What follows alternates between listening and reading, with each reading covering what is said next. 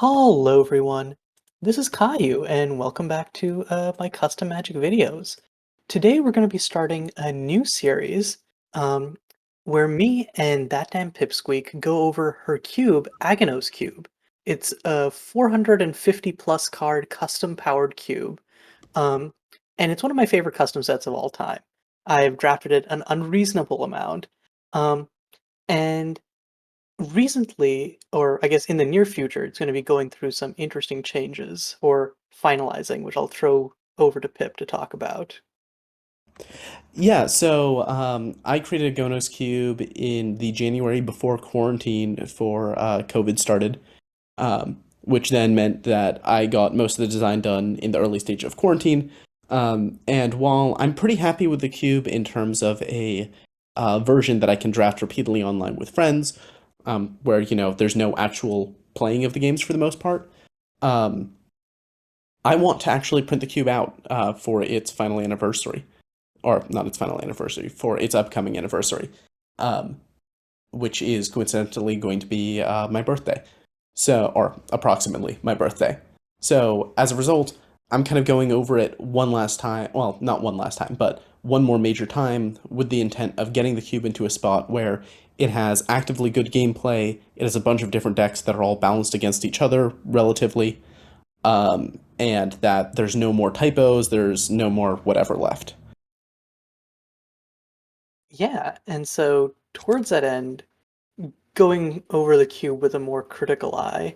So both for fun and for that purpose, we're going to be going over and doing a limited resources style review of every card in the cube. This episode, as you've probably already guessed, given that you're watching this and there's a video title, is all of the white cards in the cube.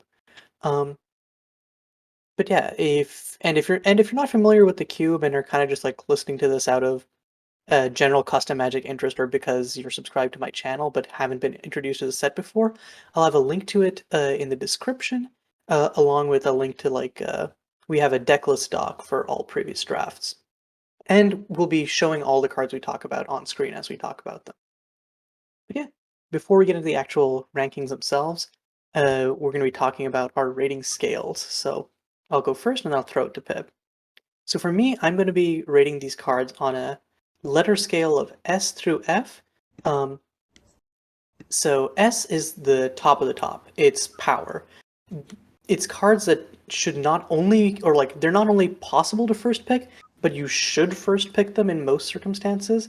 And it's viable to pick them to deny them to your opponent, and passing them is usually trolling, barring extenuating circumstances. A is deck definers, which are strong cards that are first pickable. They're very flexible, they have high power, they have a mix of both, and they're cards that you're going to be looking for in some capacity in your first pick slash pack to determine the colors and direction of your deck. B is solid playables. They're not going to like raise eyebrows or like they get people like crazy excited, but they'll usually never get cut during deck building. C is filler, which are cards that are decent and playable, but you're really only picking them because you're in that color and you need some final cards. Um, D is first to be cut, last to be picked. Cards that are generally poor, you're really only playing them because you have nothing better. And they'll have an impact on the game, but their floor is too low or they're too situational that require too many things to already be going right for them to be useful in most situations. And finally, F, which is unplayable. Basically, no reason you should ever pick this card or it should be put into a final deck. I don't think there'll be many, if any, D or F cards on this list, but I decided to just uh, add them for completeness' sake, and this feels like a decent skill to apply to other sets potentially in the future, so wanted to add that for completeness' sake. Um, and I guess two other notes is some cards I'll just rate as situational and then their letter, which is a tag that is applied to the cards when the delta between their presence in most decks and their intended archetype is so big that like giving them a score that's the average would be kind of inaccurate. They're like bad in most decks, but if you're in their lane, they're very good or essential. So, um, and this is assuming lanes that are like relatively common or easy to get into, anyways. I think the easiest example is dedicated reanimator targets that aren't rampable into, etc.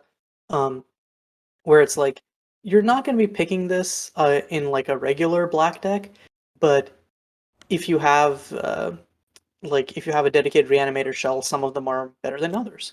So, and finally, because we like our letter grades with plus and minuses, any plus or minuses indicate that it's somewhere in between the given tiers, leaning towards the one that's explicitly lettered. But yeah, that's my ranking scale. What about you, Pip? Yeah, so I'm gonna approach it with similar rankings. That way, it's not too confusing.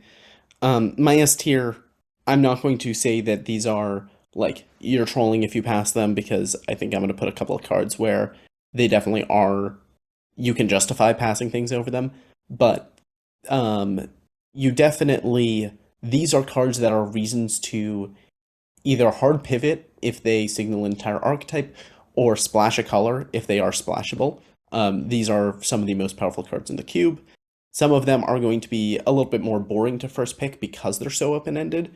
Others are one of those things where they single-handedly enable a deck, and that deck is one of the most powerful things you could do, and they're also okay out of that specific deck.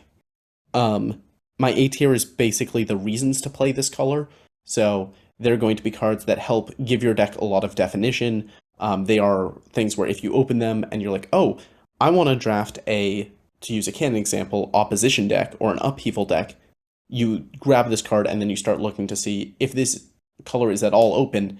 Now I have a really good reason to start cutting this color. Um, I also include, again, splashability here. So the really powerful removal spells that are incentives for you to splash a color, those go into this. The next tier, B tier, is the ones where it's if you are already in this color, if you are already in this deck, these cards are great. These are the cards that you want to see, that you're going to be sitting there saying, okay, I hope this card shows up. Um, or that you will always run if you are in this color and have any ability to support them. Um, Under that is C, which is they're good if you're in the deck. So a lot of cards where it's like, okay, you won't always play them in this color, but you will always play them in the specific strategy they're good in. Or cards where it's like, if you see them early enough in the draft, these can often be a signal that other people, or sorry, if you see them mid to late in the draft, this can be a signal that other people aren't interested in this deck and maybe it's open, but that certainly you should not be using as a reason to go into a deck if other lanes seem open.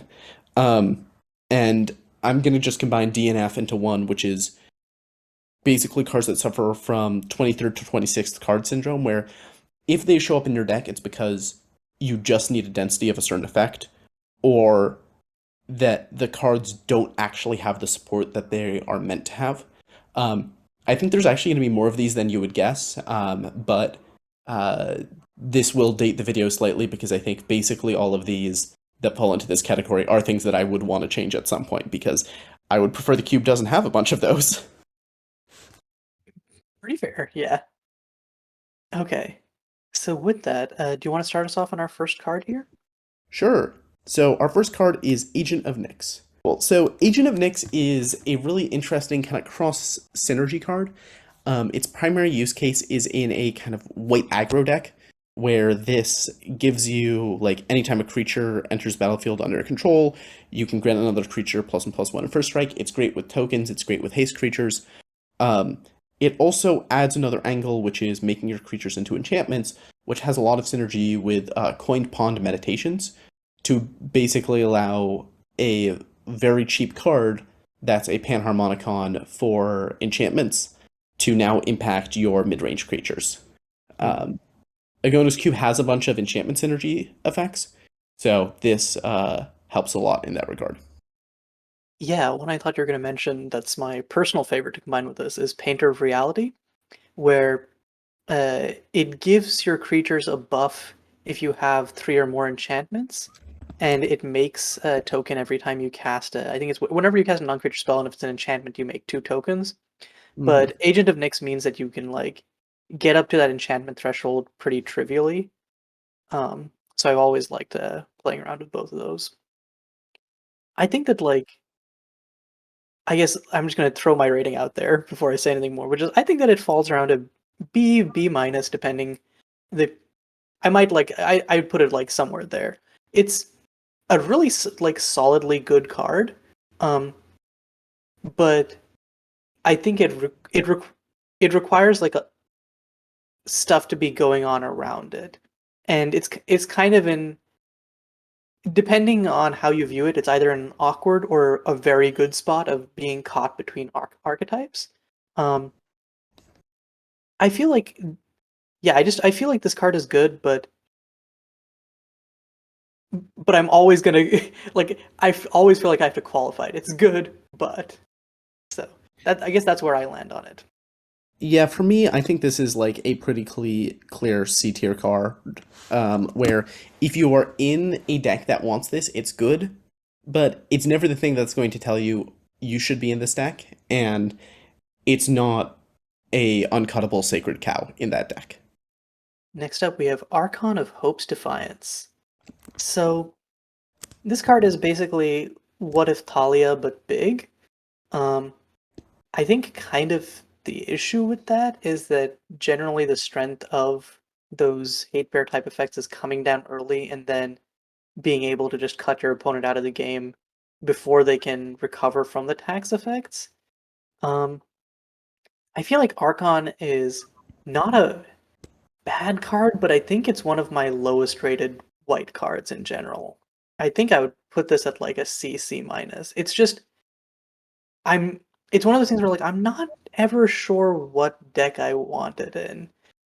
And I think that's the most damning thing, where it's like in a vacuum, sure, it's fine, but what are the practical situations I want this in?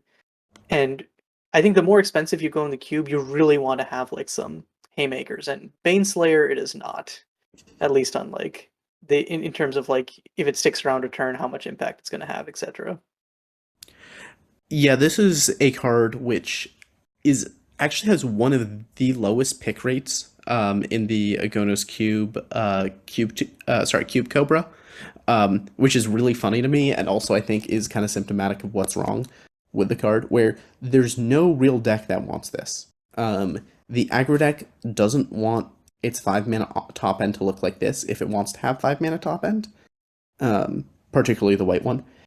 Control decks don't want this because it's not asymmetrical, and making all your removal spells like minimum 3 mana and making all your counter magic like functionally uncastable is pretty bad. And it's a really slow clock. I think the place where it really would find a home is in kind of a traditional green-white mid-range deck where you're playing out dorks, you're casting this turn 3, it's locking people out of the game, and it's backed up by other threats. But those decks don't really exist in Agonos Cube in the current iteration. So if this card is still in Agonos in, 2 to 3 months, it'll be because that deck came back, or that deck is now more present, and I think this card is good in it.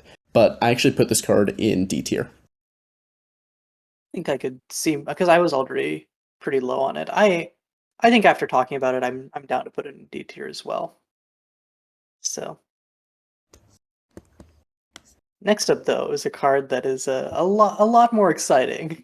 Uh, it's a Artisan of Blades. Um, I think this is A plus. Like, actually, let's just put it at A because it does require other synergies. But being able to make a copy of the equipment in this cube is actually pretty crazy, given the regalias all have a mana cost but no equipment cost. Um, if you and it's flickerable too, unlike the other equipment tutor, which we'll get to later. So because it's flickerable and cheap, it goes really well with lots of the other engines in white. Um, you pair this with Banishing Blade, you get a 2 mana O-ring that comes with a creature and upside that you can also then flicker for more O-rings. Um, if you have like Adept Spellblade in your deck, which is one of the really strong equipments, it allows you to, whenever equipped creature attacks you, copy an instant or sorcery. a spell that you own outside the game, and it combos with Temporal Gamble, which is the time walk of the cube, but also is just like a solid like I'm gonna grab a spell any spell I want card again. This just goes great with that. This is just a really flexible, powerful card. That and if I saw it in a pack like in my first pick without any other power, I'd be fine picking this up if there weren't any other like crazy strong cards in that same pack. Yeah, I think I'm a little bit lower on it than you just because I've built plenty of white decks where I didn't find the equipments that make me want to play this card. I think if you don't have specifically Blade of Banishing, you don't want to run it in a deck that only has one equipment. Um, that because you are kind of screwed. So if you only have one equipment, you have a 50% chance of drawing this first, and then, or sorry, of drawing the equipment first, and then this just is a 1/2 for 2, which is not a very playable stat line. But I do think that if you are in a weight aggressive for mid-range deck and you have two equipments, or you're in basically any mid-range deck that has Blade of Banishing or similar, if this is acting as combo redundancy, any of those cases, this card is fantastic. So this for me is in the great if you're in white column, which is like B, but I actually had it at the literal top of B tier. And I could see putting it in A. I think that definitely my opinions are going to be different and biased because of the types of decks I like to draft. Where Mm. it's like I'm a big fan of drafting like the flicker package in if I'm in white. So I usually won't pick equipments before I see this, but if once I see this, I'm picking up like two or three equipment incidentally. Um, because I feel like the equipments tend to go like mid or late pack, even in like human drafts. So like there'll be plenty of like picks where it's like, well, I don't have anything better. I'll just grab this regalia, and and then this card becomes pretty sick. So, but yeah, the next card, unlike Artisan of Blades, is one that requires no synergies whatsoever to Yeah. pop off. You want to talk about it? Yeah, so this is Avenge. It's mono weight Vindicate. It's something that I've had several people complain about, but I stand by, and I think it's a charming aspect of Agonos Cube. Um, so 3 mana for a sorcery, unconditional answer anything. People already liked to play cards like Council's Judgment in Cube. I don't think this card is actually like insane because there's so many things in Agonos Cube where if they hit the battlefield and you don't answer them like within a turn cycle, the damage is kind of already done. If your opponent untaps with a particular enchantment we're going to talk about in probably another 5 to 10 minutes, um, it doesn't matter if you can answer it the following turn. You have likely been put in a really bad position just in terms of sheer accrued value. Um, but with all that said, if you're in a white control deck, which there's a lot of in this cube, this card is a very strong resource. It can hit land, so the aggressive decks are also pretty happy to play this. You curve your 1-drop into 2 more 1-drops into blow up their land, which means they're not going to be able to board wipe you in time. You're in a really good spot. Um, the double white density means you don't super want it in the 4-color control decks that run around, but also those decks often are interested in playing white as one of their primary colors because of how many powerful double white cards there are. So this is to me in like the upper third of B tier. It's great if you're in white, but I wouldn't see this and in a pack and be like, okay, now we should probably move into white. Got you. I was thinking I'd probably put it at around A minus, which again, if you know anything about me, it's that I like to play control decks where I play more expensive answers that are more flexible. So that is always going to be a bias point for me. But I think Yeah. that around top of B tier, is probably more of a reasonable thing. But I think this card will always have a special place in my heart. I think it's very likely that my S and A tier are kind of more differentiated than your S and A tiers are, which means that a lot of my cards that are B tiers are cards that I think like make sense to me in A based on how you define A. I just don't I just don't like that same definition, so obvious caveat there. Yeah, and I think it's one of those things where like we've mentioned how we define our tiers, so people can listen to that and like understand where we're coming from, slash come to their own conclusions. All right. So the next one is one of the cube's 3 or 4-ish 1 mana removal spells in white. I think this is one of the strengths of the color. I'm actually looking right now. There is 5 depending on how you count them. I think white's 1 mana removal is one of the strongest reasons to play the color. Black has a couple of pieces of cheap removal, but they are either more narrow or cost you life or similar issues. Like black's strongest removal is usually its 2 mana removal. So white having powerful 1 mana removal, even if there's always a caveat that can kind of hurt them, is a reason to either move into or splash white. And Banish is the most powerful of the white 1 mana removal spells. So this is actually in my A tier, and it's pretty high up in the A tier. There's only a few cards above it. Yeah, this is a solid A tier for me. I think it could be an A plus. I think I value some of the other 1 mana removal spells a little more, just because uh, putting on the bottom of the library, it's effectively removing it forever. But there are some decks where like it isn't actually as much of removal as you would hope it to be. But this is still like I'm debating whether or not to put it in A or A plus. So like that's kind of a moot point. It's really insane, and this like you can scoop it up pretty safely and have a good time. Yeah, the main reason for me it gets to be at the highest of A tier for the other removal spells, it is the only removal spell that hits in white that hits every creature at instant speed and doesn't have a card disadvantage like drawback to it.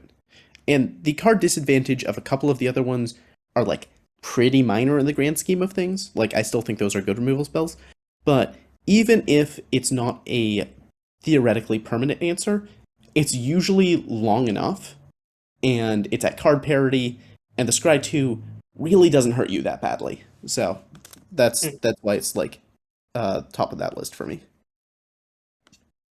Also, shout out to having flavor text from a character who's no longer in the cube. Rest in peace to Lara. Yeah, that should probably change it. Mhm. I just like to assume that she planeswalked away from the cube, off It's on true. other adventures. Unfortunately, Fake Watsy released another fake set that meant that I eventually had to cut her in favor of other powerful planeswalkers.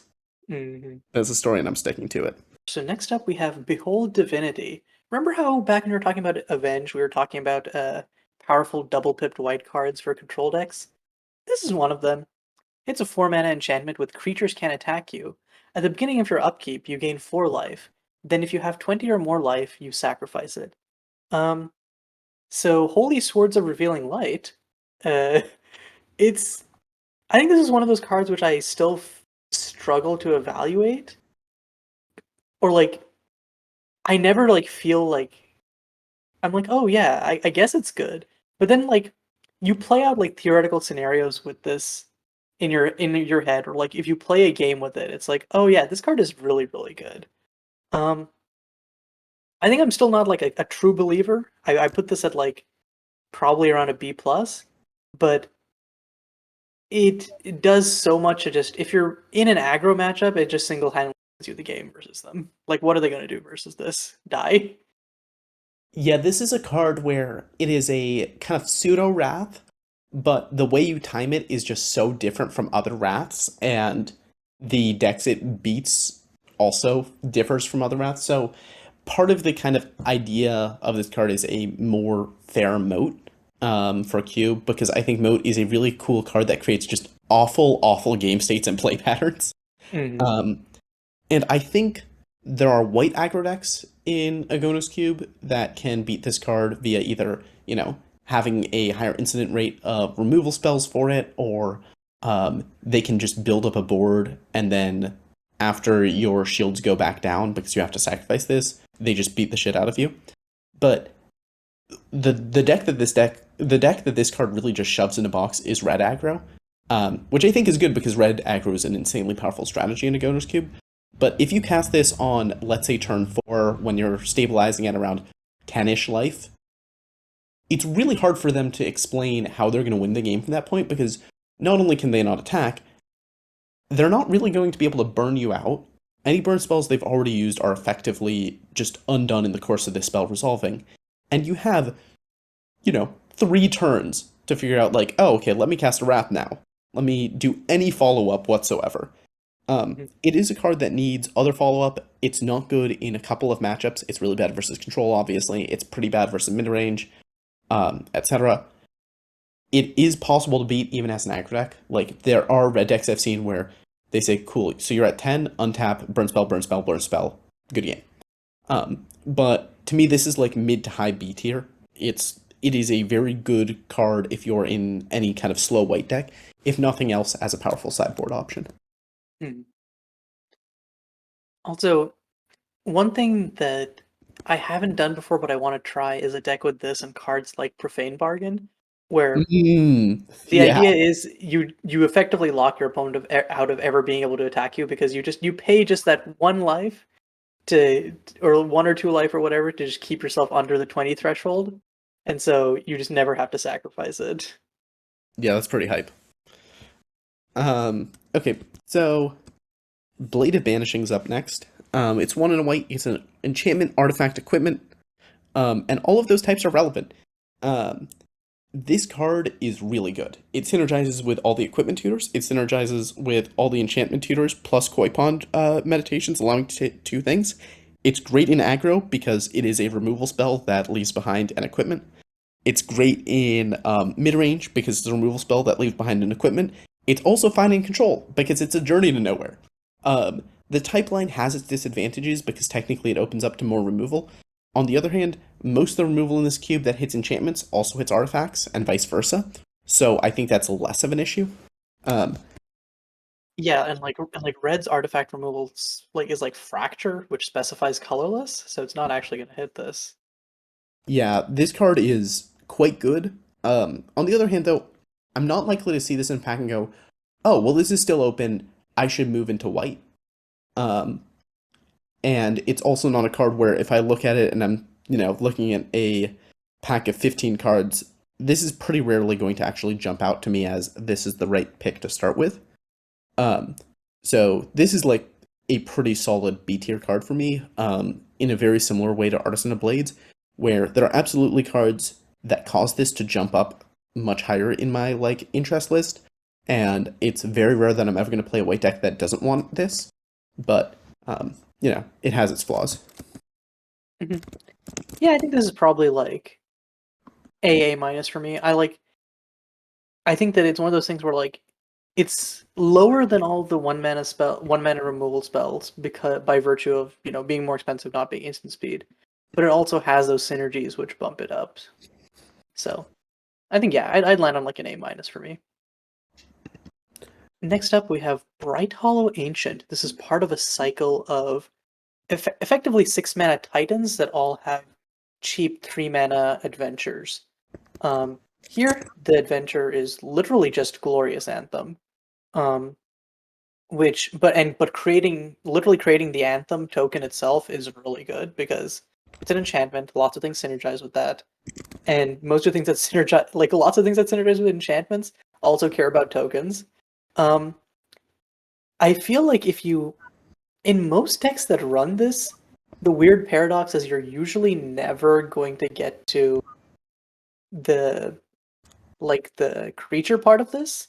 I feel like if you do, it's icing on the cake. But most of the time, games are going to be won or lost by the time Bright Hollow Ancient itself gets on the board, just by virtue of like how I think these decks work. Um, this card is I think it's like a B minus for me. It's good or B minus C plus. It's like a good card, but I find myself looking at it too often and being there are just better options because 99% of the time it's just Glorious Anthem. Yeah, Glorious Anthem that draws you a 6 drop sounds better than it actually is. Um, I've also had issues with this card on the opposite end of the spectrum in control decks, where it's like, okay, well, I don't actually care at all about this the adventure. The 6 mana wolf thing is almost good enough, but it's really not costed in a way that makes it good enough for control decks. It's just close. Especially because unlike Titans, you only get Ancients triggers when they attack, so you do need to untap with them. Um, I think this is another card, much like Archon, that is hurt by the lack of traditional green-white mid-range deck. I think a deck that is playing a bunch of dorks and looking to cast 5 or 6 drops fairly, this card looks a lot better in that deck because those decks can take advantage of the Anthem and they will have 6 mana. Mhm. But even in those, I don't think it's going to be nuts. Um, I do want to share one fun fact about the cycle, which is all of them abbreviate to BHA in their name, and all of their adventures start with the letter G. This is done to make them as hard to distinguish as possible. Okay. Genuinely? Yes. Uh-huh. Okay. Cool. I definitely, well, it worked because I definitely remember the first few times drafting this, I would genuinely like mix them up. Not in like meaningful ways because it's hard to, but I would just be like, did I just see a card like this? No, that was too different. And then I realized it was a cycle, and I was like, oh, that's dumb. Mostly the intent is for them to be harder to communicate about. Saying I picked BHA is incredibly ambiguous. Um, Mm. but yeah. Anyway, um, the next card is Capture the Glow. Mild fun fact, this is actually a reprint from Degeneracy Inc., which was the powered cube that kind of eventually led me to design Agonos Cube. Um, so this is a card that I have been very, very underwhelmed by. I can't remember the last deck where I was main decking this and happy about it. Um, but it is a card that you usually are pretty happy to throw into your sideboard. Like it's not you're not upset to spend a pick on this, and I'm certain there are matchups where this comes in and it feels pretty great. But yeah, this card leaves a lot to be desired. Um, it is solidly D tier for me. Wow. Okay, I think this might be the first card where we differ a Sorry, no, bit. I mean sorry, C tier. Sorry, miscounted. Mhm. I still differ a bit because I think that for me, it's definitely like the ugly duckling compared to the other one mana removal spells. And it's not really a one mana removal spell in the way we think about it because it doesn't hit creatures. But I think that it being cheap, having enchantment synergies, and being able to hit planeswalkers, um, are kind of all things that I value about this card. I think that I wouldn't pick this up if I wasn't already solidly in white or had enchantment synergies. But if I did, I think I'd probably play just because like I think there would be threats where I was like, oh yeah, this will just take care of them. It's like a B minus for me, but definitely in B for me. Interesting. Okay. Which like I could definitely be wrong about that because in play it might just be worse. But yeah, next up we're continuing our trend of not I guess non-creature permanent removal spells. It's Curious Happenings. Um, this is a card where like I I got a little bit of a spoiler beforehand because Pip posted. So I think that this is another take where we're gonna differ. This is a card where I've been solidly like whatever on, where it's like I'll run it or like I'll put it in my sideboard, but it's never a card I'm like looking to actively hunt down or like it's usually a card that I'll only pick if I see it in the last few picks and I'm in the color. It's like I like it's Disenchant plus and Disenchant is good. I just like I never feel good about picking up cards where I can't be certain that they'll be relevant. Is how I feel about it. It feels like a dedicated sideboard card, but not in a way that it's not a sideboard card that like wins you the matchup like Beyond Divinity or something. For me, this is like C minus or maybe even D. Yeah, I think that's actually entirely fair. Um, I I think this card is very likely too high in my ratings because I sideboard it more than half the time I draft it. I think this card is pretty good in control. Like, disenchant is a fine effect. Agonos cube is a cube that really rewards disenchants because they basically always have targets. And when this does generate 2-for-1s, it feels pretty fantastic. Instant speed is also a huge help. But like I think a lot of why it's pretty high on my list is there's not a lot of cards that compete with it on the access of instant speed, very easy to cast, hits what you want it to hit, and sometimes generates extra. Like the green naturalized is nowhere near this good. Mhm. Um, and a lot of the other options are either sorcery speed or multiple colors or 3 mana. But I don't think this card's like nuts. I don't think this card will make every white deck. So I think it actually should be more in my C tier. But I don't think it belongs in D because there are decks where I'm very happy to main deck it, and there are plenty of decks where even if I never intend to main deck it, there's matchups where it comes in the sideboard. It feels great. That makes sense. Yeah, I think that Curious Happenings is a card that I will probably be higher on the more playtesting I do of the cube. Just like getting into practical situations with it. Um, okay, next up is one of my babies. Um, it's Deification, and this is a card I didn't really value at all when I was just getting into the cube because I'm like, it's triple white, and like I usually stopped at like the first line of text, and then I was like, it gains you life, but like who cares? And like I'm never gonna get 8 or more. Um, really, the trick is that this is it. If you're like in white in mono white or in white splashing another color, the flicker engine mode of it is pretty good. There's a lot of like flicker synergies in white. The main strength of this card is that it goes infinite with 4 different cards in the cube, forming a nice little 2-card combo package. Um, and it's for that reason that I think I would put this in a. I think I'm like legally obligated to put it because it's so heavily pipped, but the the fact that like it goes infinite with so many other, you can easily pick this up and get a nice 2-card combo that you can also have lots of tutors for just because of how white works as a color. Like this card is a card that I have regularly first picked and would first pick again. So I think A minus is my objective rating. A is probably where I would put it in my actual drafting. Yeah, so this is a card where I also kind of underrated it for a really long time. And I need to. This is actually one of the cards on the highest end of my list of please test this to make sure that this card is even remotely okay. Because if it's not, it's gonna get hit by a very large nerf hammer. But I think right now, if you were to draft the cube as is, this is the card that is at the top of A tier for me.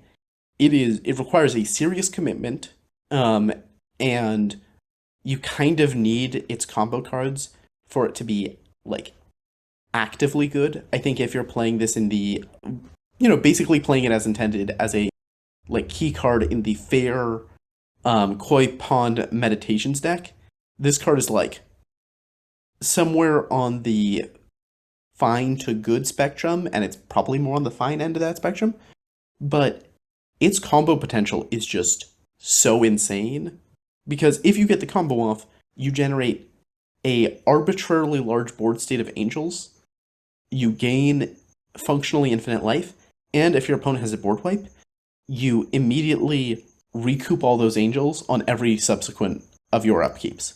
So your opponent needs a board wipe that also blows up all your enchantments.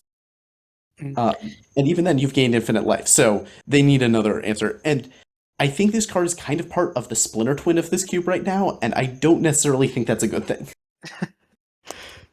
It's a Splinter Twin, which again, you have like uh 4 Deceiver Exarch/Pestermites available. Yeah, I actually it's very funny because I didn't know that, or like I didn't put together that this comboed with cards other than Vilenia until like shockingly late. I was like, oh yeah, this I guess this works with Replicant Form Sculptor. And then by that point, like Lu was at it, and it's like, oh yeah, okay, now we're cooking. I think this card is pretty offensive as is, and would not be shocked if it shifts. Next up, we have Demand Unity, or what I like to call the cooler the cooler BHA. Um, so this one also makes an Anthem token. The difference is this is an O-ring. Um, being at 4 mana is a little awkward for the decks that want this, because it's like, if you're an aggro, it's like, is this your aggro top end? Um, and when you have Blade of Banishing in the same, obviously Blade of Banishing doesn't take non-land permanents, so it's definitely better. But it's just cost-wise, and also being sorcery speed, it's a little awkward for the cube. It's still really good though. I think that this is a card I would put it solidly in like B-ish. It's like, or maybe like low B. It's got enchantment synergies. It's got flicker synergies. It's flexible removal, but like it's costed awkwardly to the point where not every deck is going to want it. Yeah, one thing that's kind of neat about it is both of the modes being ETBs means they work with koi pond meditations. Um, Also, it counts as two enchantments for anything that cares about enchantments, and they need to both remove this and also separately remove the anthem if you want to actually like move forward in the board state.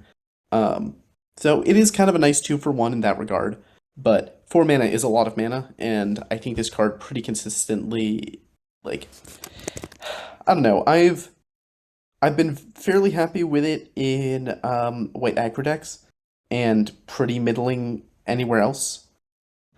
So I think this is like pretty clearly C tier for me, and if I'm remembering correctly, it's not super high in C tier.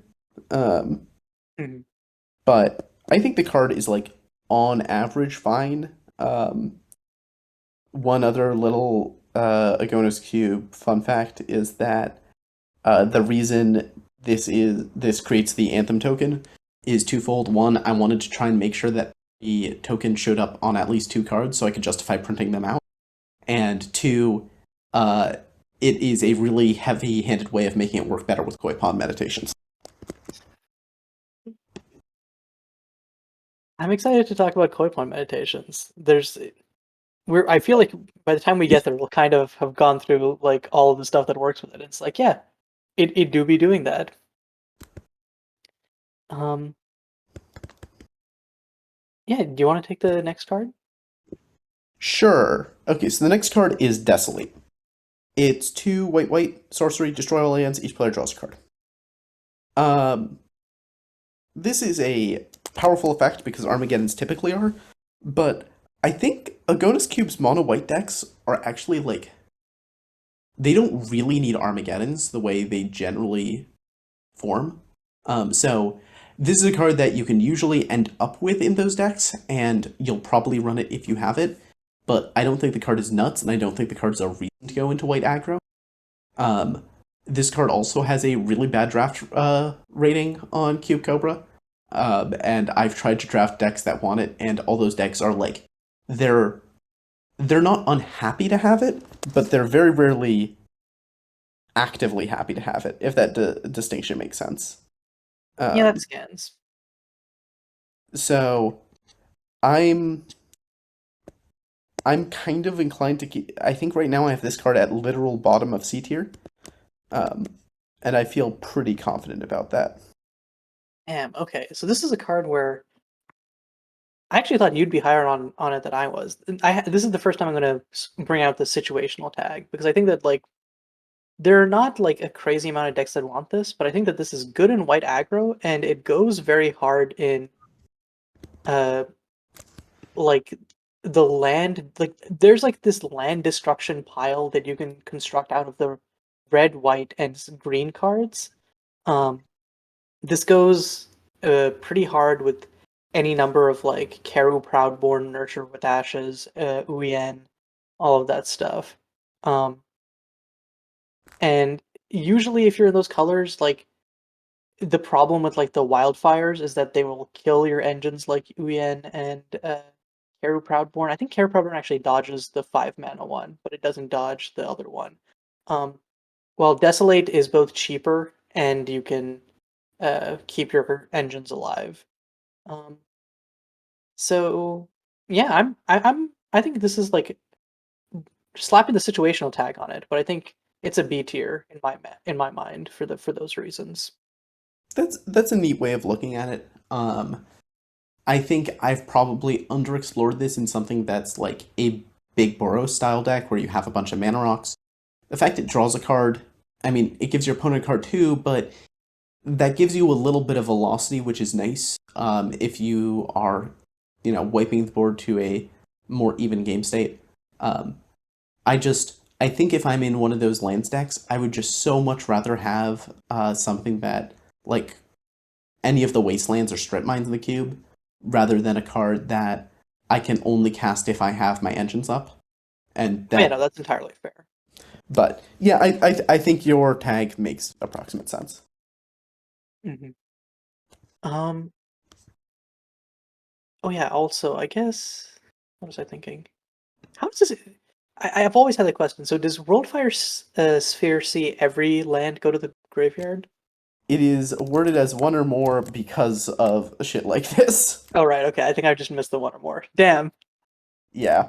Um, I I originally had it otherwise, and then was strongly told, please do not let a wildfire make 8 mana. This will not go well. And I was like, damn, you're right. Hmm.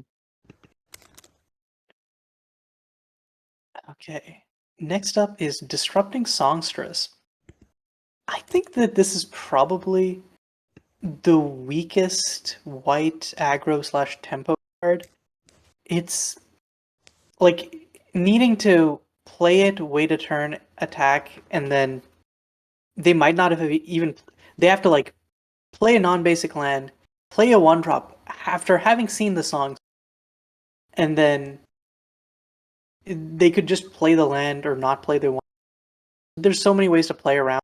Even like obviously, then you're forcing them to play off curve, but like it's also just like so answerable. It doesn't provide like a crazy clock. I'm like, it's one of those cards where like I think it's like one slight buff away from being pretty good, and it's not like unplayable if you because it's a one drop and aggro decks all aggro decks need is like a density of them.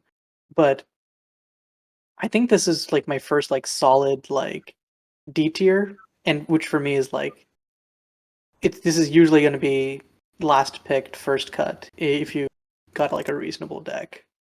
So Yeah, this card is one that I'm happy to throw into D/F tier, alongside Archon. It's the one in that tier that I am the happiest to play. A one power first striker means I can sometimes justify it in a control deck, and the density of one drops you want in aggro decks means that if you draft this and you're in white aggro and you don't have the other four one drops, like or 4 out of the other 5 1 drops, you'll run this and like there will be games where you lead on it and it does a thing. So I think it's the one that's the closest to being a 23rd card rather than a 26th card. But I agree that this card right now is basically never where you want to be. Um, mm, all right, so after disrupting songstress, we have divine wisdom. Um, so this card is really fucking good. It was a card that was originally going to be printed to a normal set, but the creator realized how broken it was and was like, okay, never mind, I can't print this. So I asked, hey, could I throw this into my powered cube instead? Um, this is the first S tier card we are going to be talking about, and it's one of only a few that I have in white. This card is great. There are combo decks that want it, there are control decks that want it, there are aggro decks where you're actually pretty okay to play this, and aggro decks typically don't want to run tutors.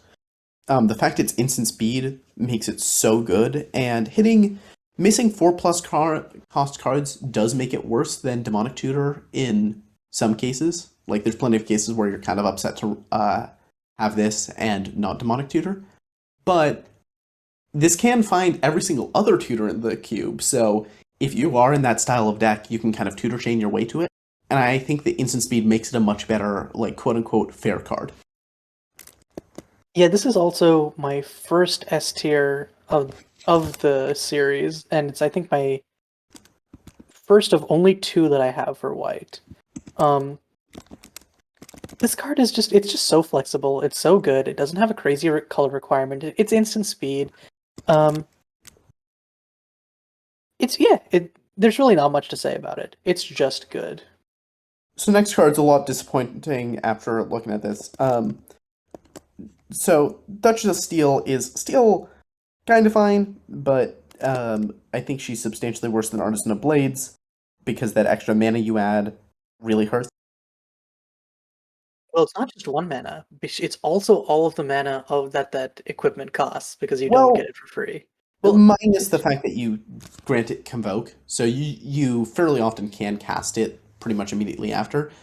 I think the thing that's really awkward about Duchess of Steel is she really wants to be put in a deck where you have like a density of equipment so that you can reliably not only find an equipment but also be cheating more than the 2 or 3 mana that you would expect to be cheating of Artisan of Blades.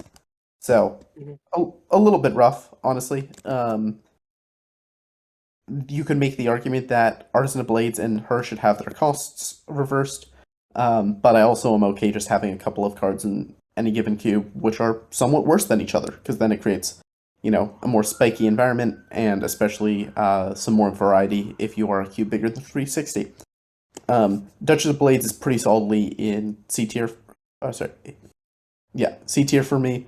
Um, if you are in a white aggro deck with equipment, you're not upset to play her, but she's not a reason to go into that deck, and um, you have to be in a pretty specific deck for her to find her niche. Yeah, this is like a low C tier for me. It's I think that yeah, it's just kind of rough. She's good if you have I think like exactly like Adept Spellblade. Um, but most of the time, like I don't if I'm in an aggro deck, I usually don't want to spend my time convoke like tapping my creatures to convoke an equipment when I can just be swinging face. Like 3 creatures to cast like a Regalia is kind of nuts. Mm, Um, sure. and obviously like you can like pay 2 and then tap 1 or whatever, but it's like it's still like I would rather be swinging with those creatures. If you have like and since you can't like flicker her unless you have like multiple equipment in deck, it's just sort of yeah. I feel like I like this exactly in like decks with Lightseeker combo or Adept Spellblade on something nice. Otherwise, I'm sort of like I can cut this unless I have nothing else to play. I think you've convinced me that it should be in my D tier. Hmm. Speaking of D tier, Duneblade Ronin. This is also in my D tier because this card doesn't really go into any deck. It looks powerful. It's, a 3/3 vigilance, it has flash, it can sometimes chupa copper things. It's an incentive to be in devotion to white. But the devotion white decks that are like really devotion to white are stuff like deification koi pond combos. This is meant to be probably more in like a white aggro shell, and it doesn't really cut it there. Like it's not a very high impact 4 drop in those archetypes. Hmm. Uh, I think it just lines up really awkwardly into the format. It's another card that maybe if the green white mid range deck was better or real, this would be better than it currently is. But even then, I'm a little bit suspect. Yeah, it's a card that's like really good on paper, but I, I think we kind of like talked around this or like referred to this, but like I feel like in AGC you really want to have a lane. Like and it doesn't have to be like a super well defined lane, but you have to have an idea of like this is the game plan I am doing. And Duneblade is just sort of like in this awkward spot where even if you have a lane, it's sort of that's like adjacent to it, it's like not quite right for any of them. Yeah, I think one of AGC's strengths is every deck kind of comes away feeling like it has a theme or like something that makes it special. Um, None of the like themes or things that are special in Agonos Cube want Duneblade. Like even the Flicker deck, which this card is ostensibly for, typically is flickering things at speeds where this gets really awkward, since it only hits attacking blocking creatures. Yeah, yeah, exactly. I mean, speaking of the Flicker deck, Geist of Unbecoming. Yeah, okay. This is like a reasonable, fair, low B, high C.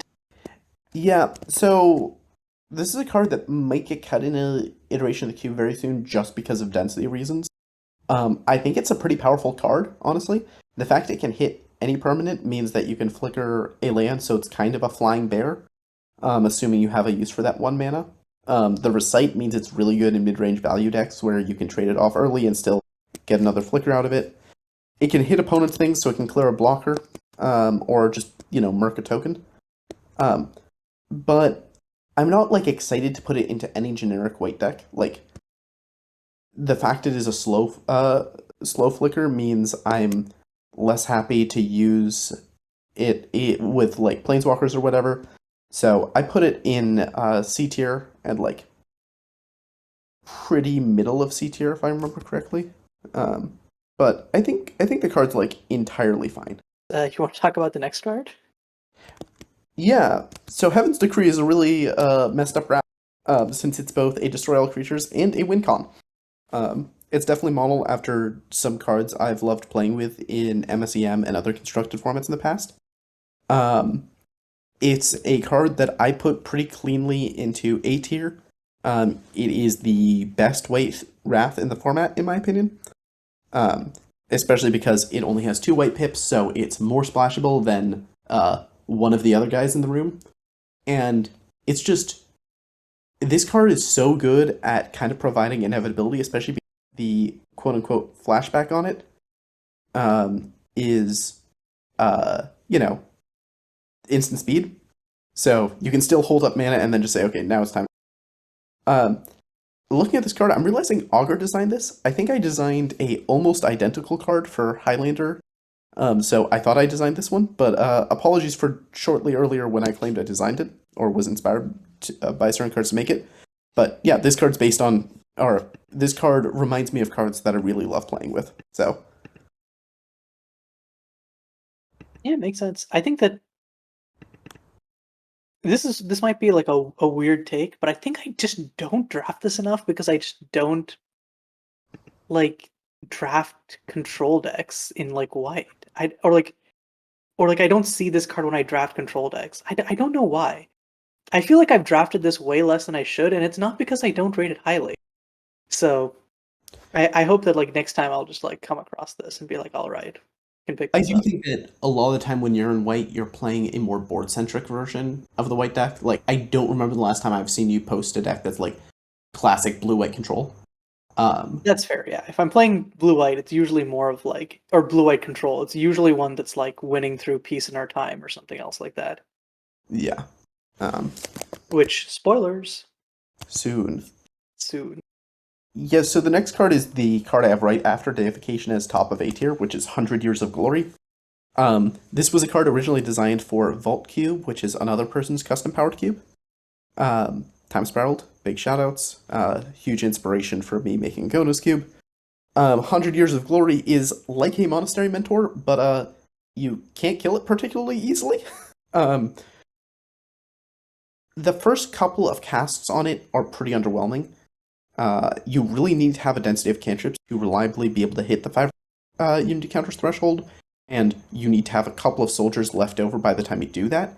However, if you achieve that, this card breaks people in half. It turns out 4/4 tokens with lifelink are a lot scarier than 1/1s without it.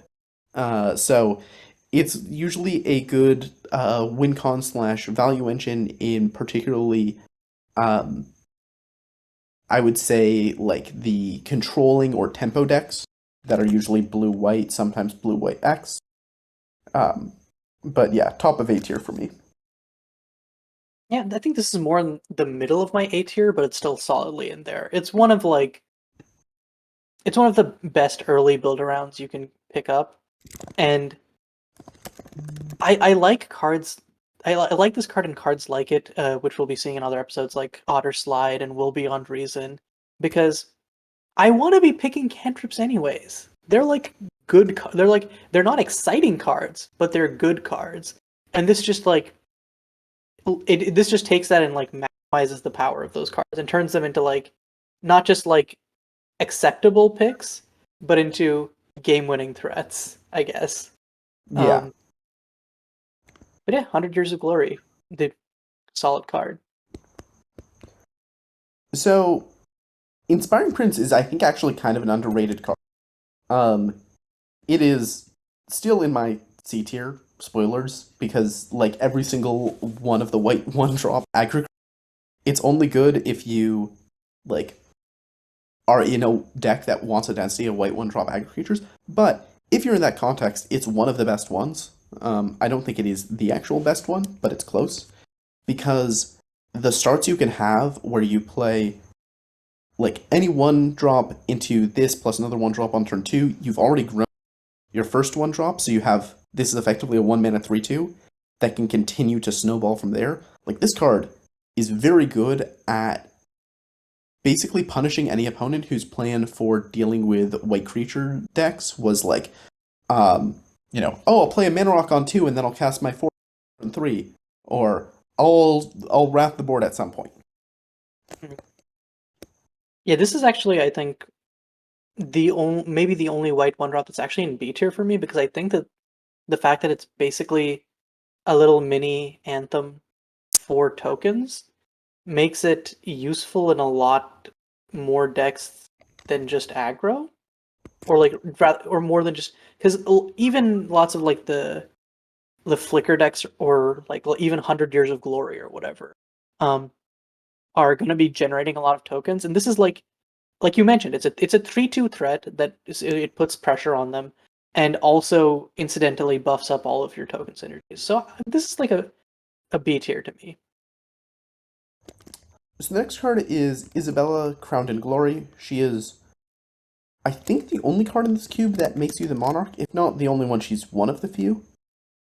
Um, this card's great. If you are playing aggro decks, she is a great top end because Monarch is aggro. If you are playing control and you think you're going to be able to stabilize the board at all, she's great in that deck. She's great in Flicker. She's very good in mid-range decks, if those ever end up existing. The kind of tap to turn off a creature is also pretty damn good, but she's a card where there is a stage of the game where she is actively bad, and that is if your opponent ever has you sufficiently on the back foot. If your opponent has two creatures, you can't really justify casting Isabella because you're just in such a bad spot if they get the Monarch, realistically. Yeah, I think Isabel is a card that it's another card where I was really high on it the first like when I started drafting white in this cube, and of course sort of like tempered off on it. I'm not like I don't think it's bad, but I think there's definitely a decent number of situations where, or not, yeah, there are situations where she's not going to be as great. I think she's like B plus for me. I agree with B plus. I think it's pretty rare you're playing white and you don't want to play her, but I think that there are several game states where she's not going to like hugely impact them, and I don't think she's a reason to play white. Yeah. Continuing our white 4-drop creatures, Keeper of Tranquility. Um, I'm pretty high on this card, even before it was made into an enchantment creature. Again, tokens have so much fun synergy in this cube. Um, and I think that the ability to kind of just lock people out of the game with the spirit, or lock certain decks out of the game with the spirits, if you manage to resolve this, and then like obviously like I'm talking best case scenarios, but I think there's a lot of game state goes crazy or like prevents your opponent from like dropping the rats that would like Mm. shit on token decks.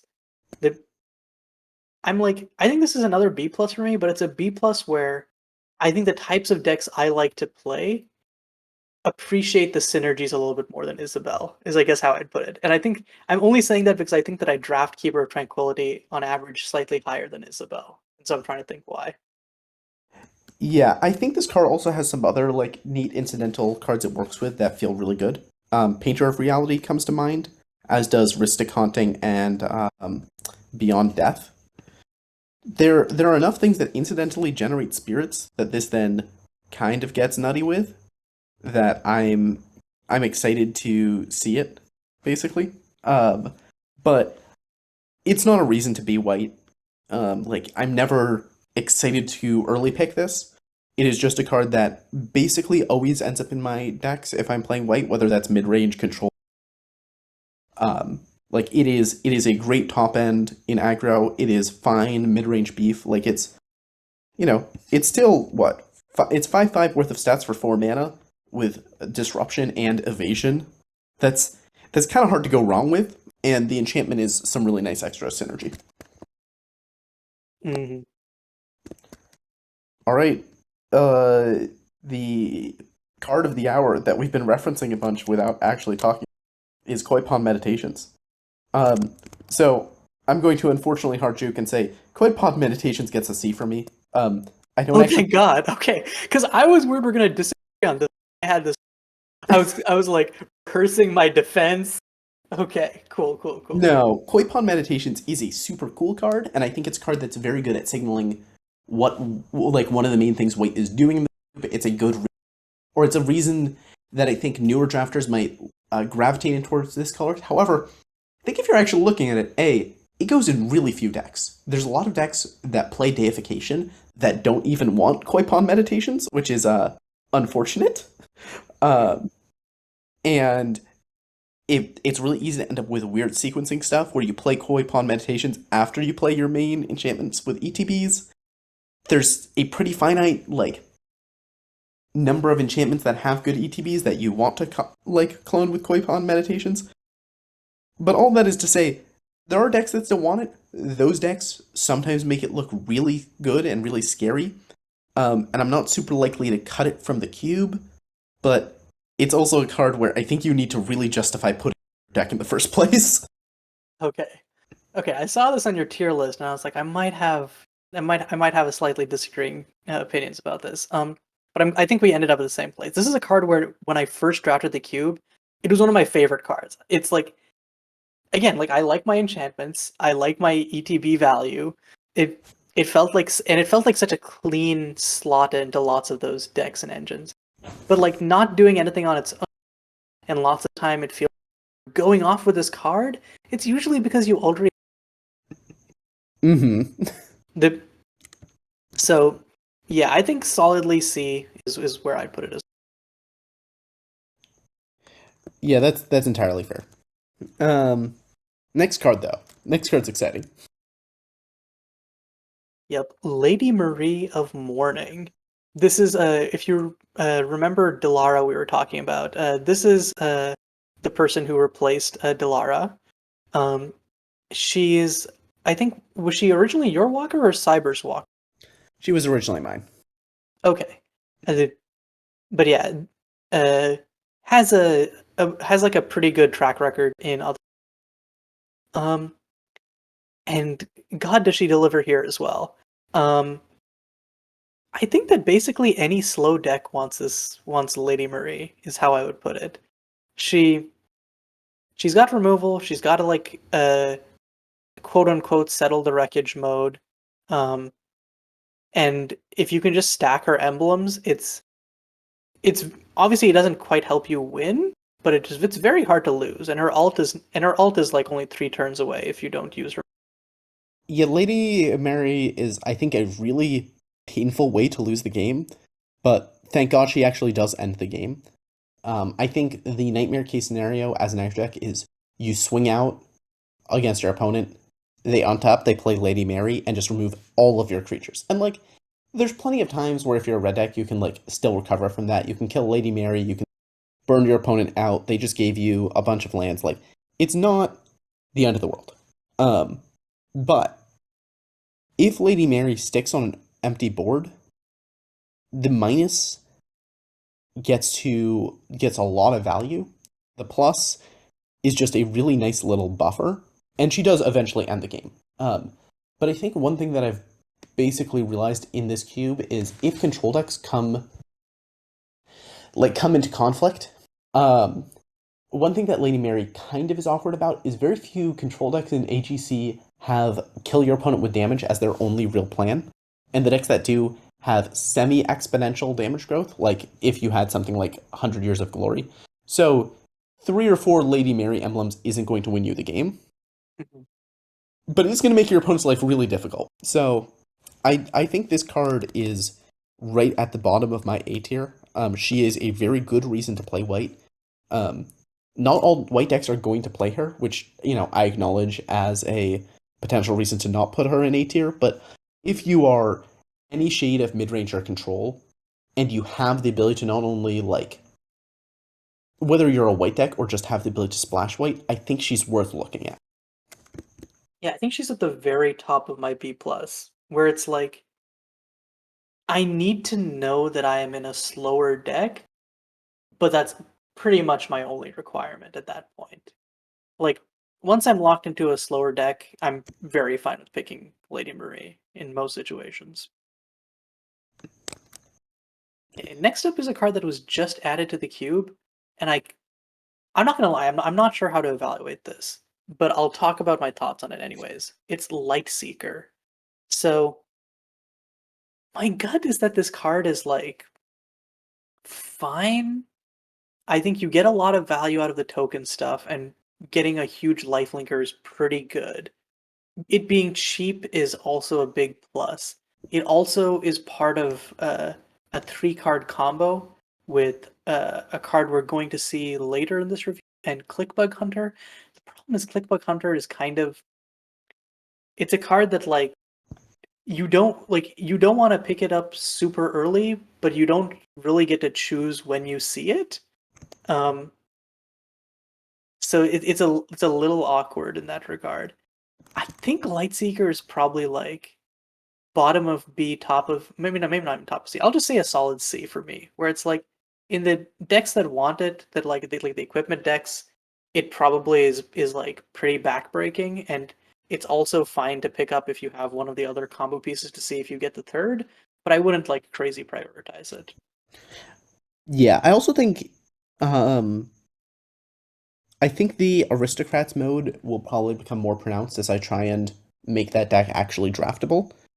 Um, but I'm inclined to agree that the main thing holding this card back is the fact that, you know, we'll spend, I'm sure, a chunk of time talking about Clickbug Hunter when we're on to artifacts, but Clickbug Hunter is just, it is a card where how easily you get your hands on it directly scale with how um, either incompetent or narrow-minded the other drafters are.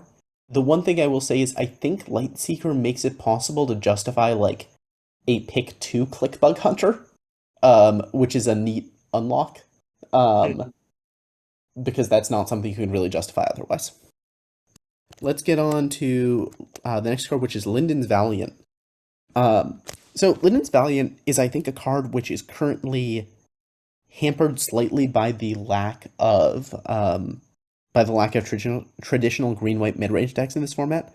I think if you could, build a deck where you're going turn 1 Dork, turn 2 Linden's Valiant, the card looks really solid. Um, it's decent at the Rabblemaster like job, but it just doesn't have an immediate board impact like several other Rabble-masters do. But it's a 3 mana 3/3 that's generating 2 2 worth of stats every time it attacks, and whether that's in the form of counters or in the form of tokens, it just depends on what you're looking at. And this is a card where like objectively, I know that compared to the rest of the card isn't that crazy, but I read it and I'm like, did I read that right? It's just so flexible. It generates like tokens on every attack. I think this is like a solid high B for me, where it's like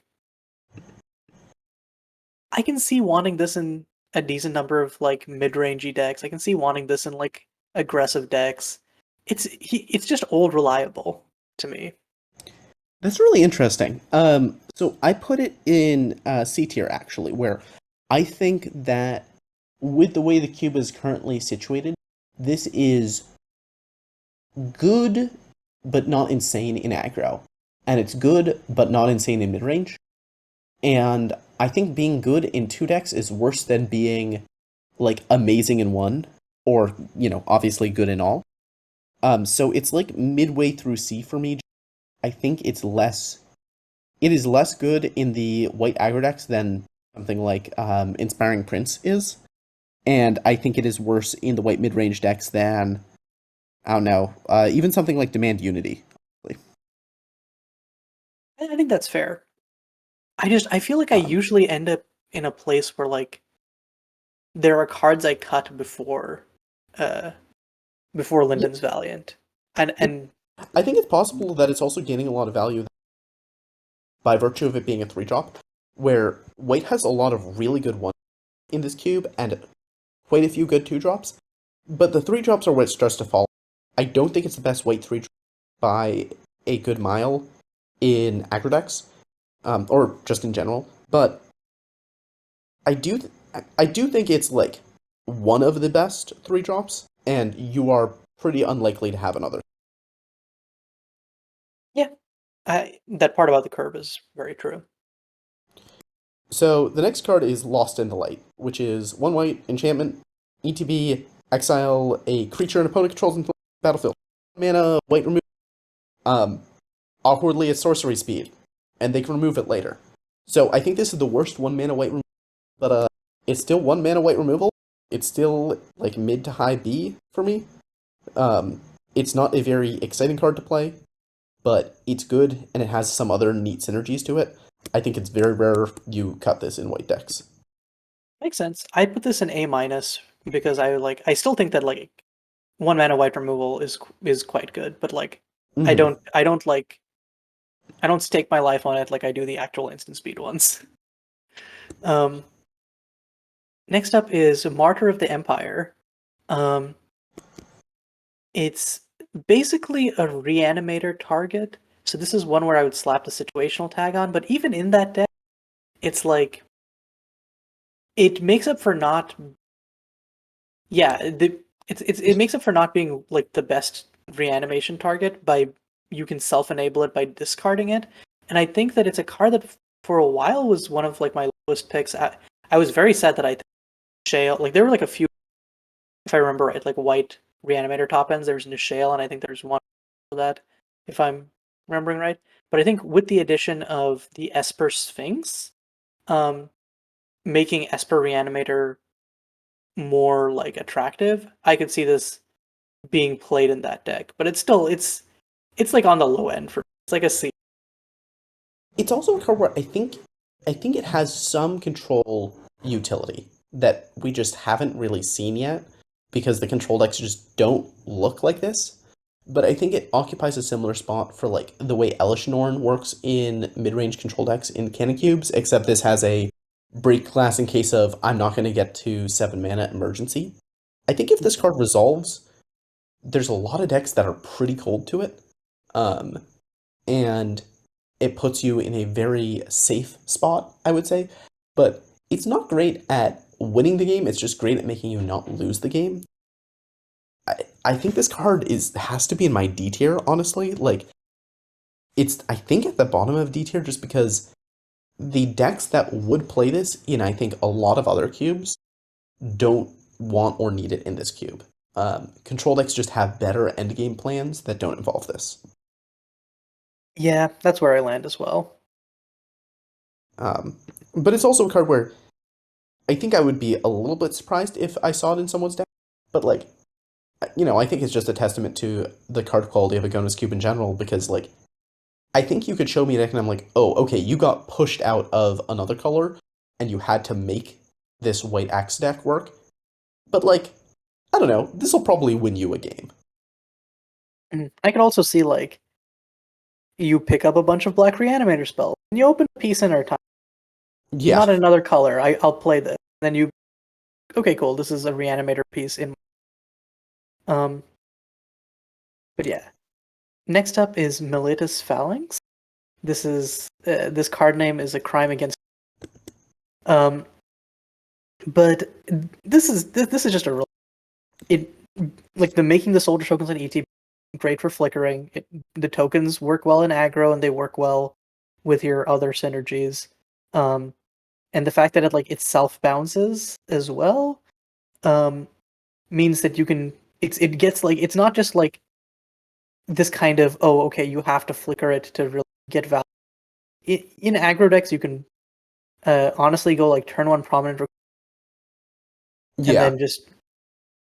This is like, I think, very tip top of.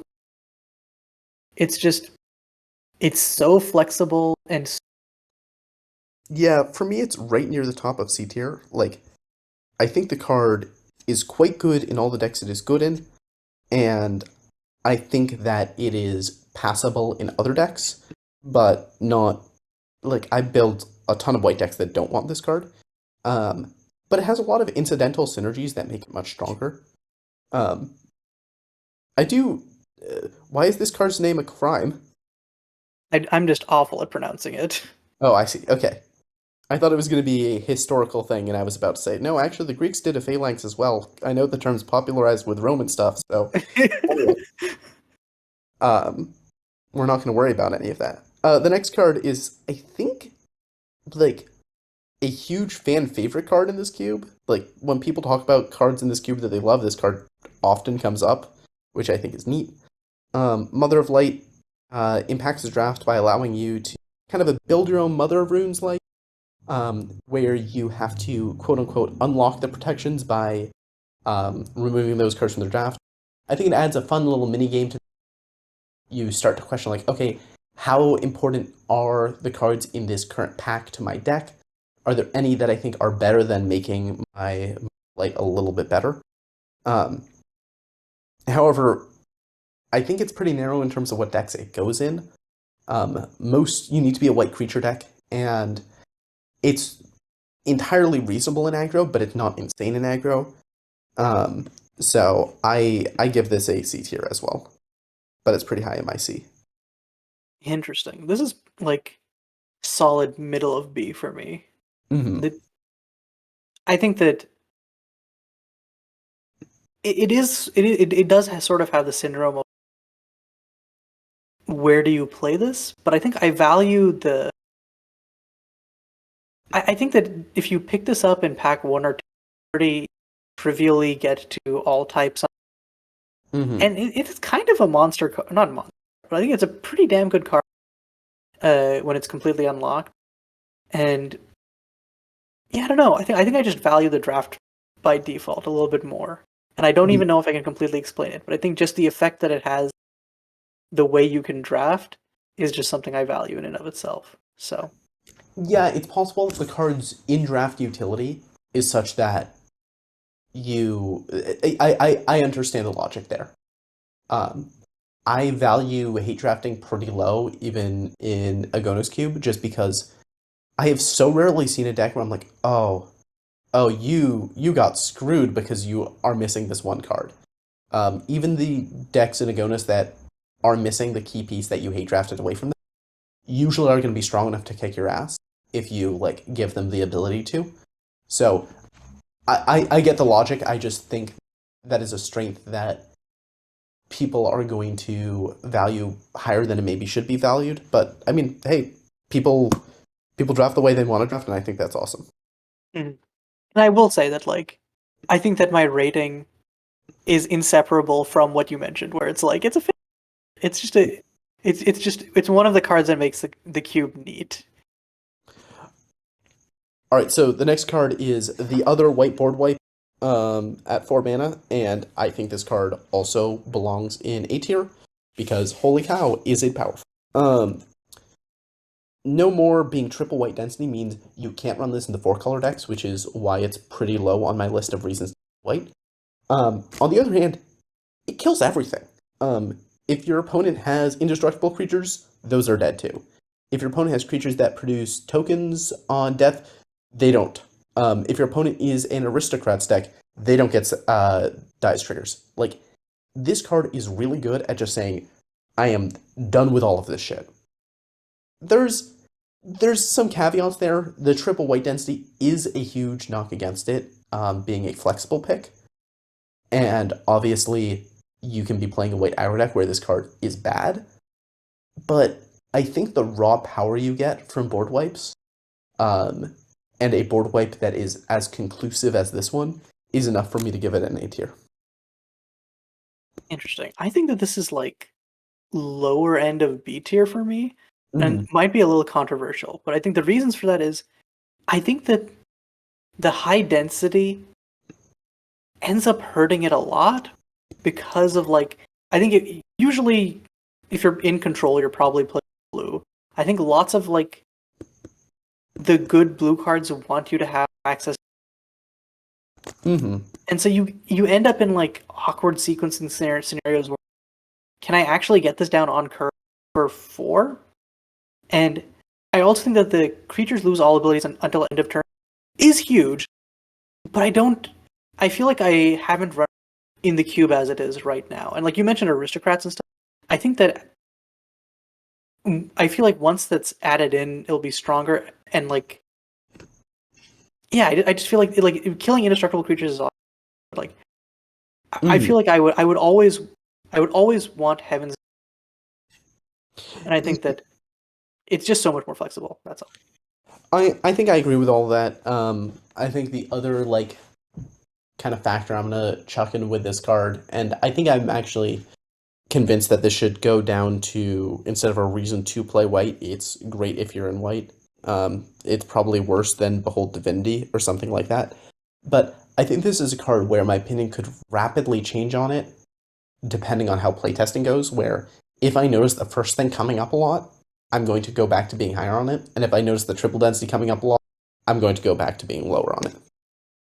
Yeah, I want to go through the cube and kind of tally because I feel like I could be forgetting some that would make me higher on this. Yeah.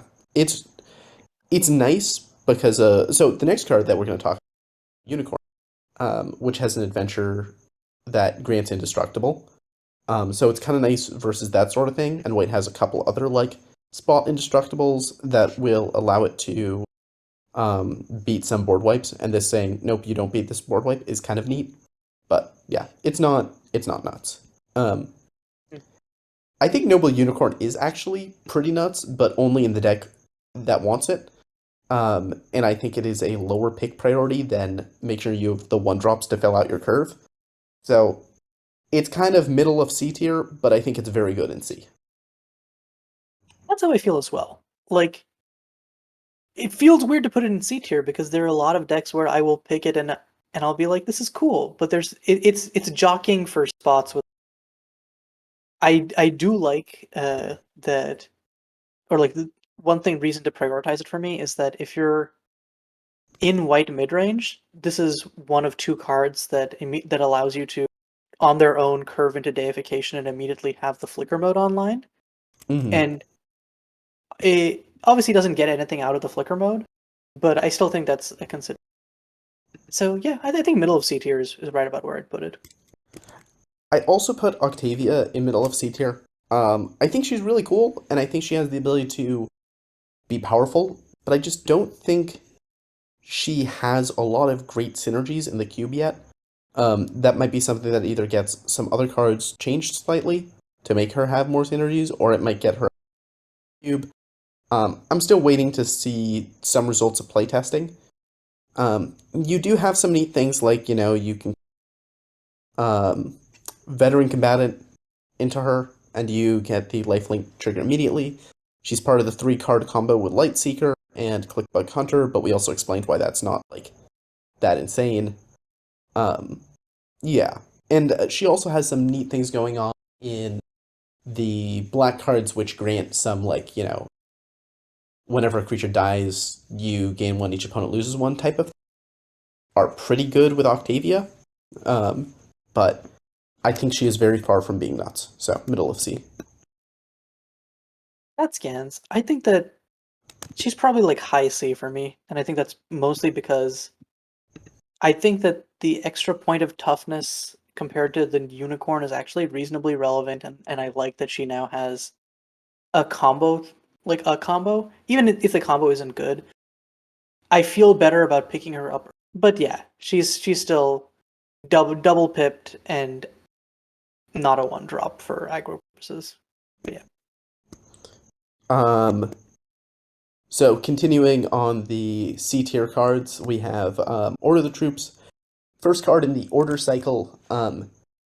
In mono white, casting this on 3 with 3 planes is a pretty damn powerful effect. If you top deck this late and you have 5 or more planes, this card doesn't get substantially better, it just gets a bit better.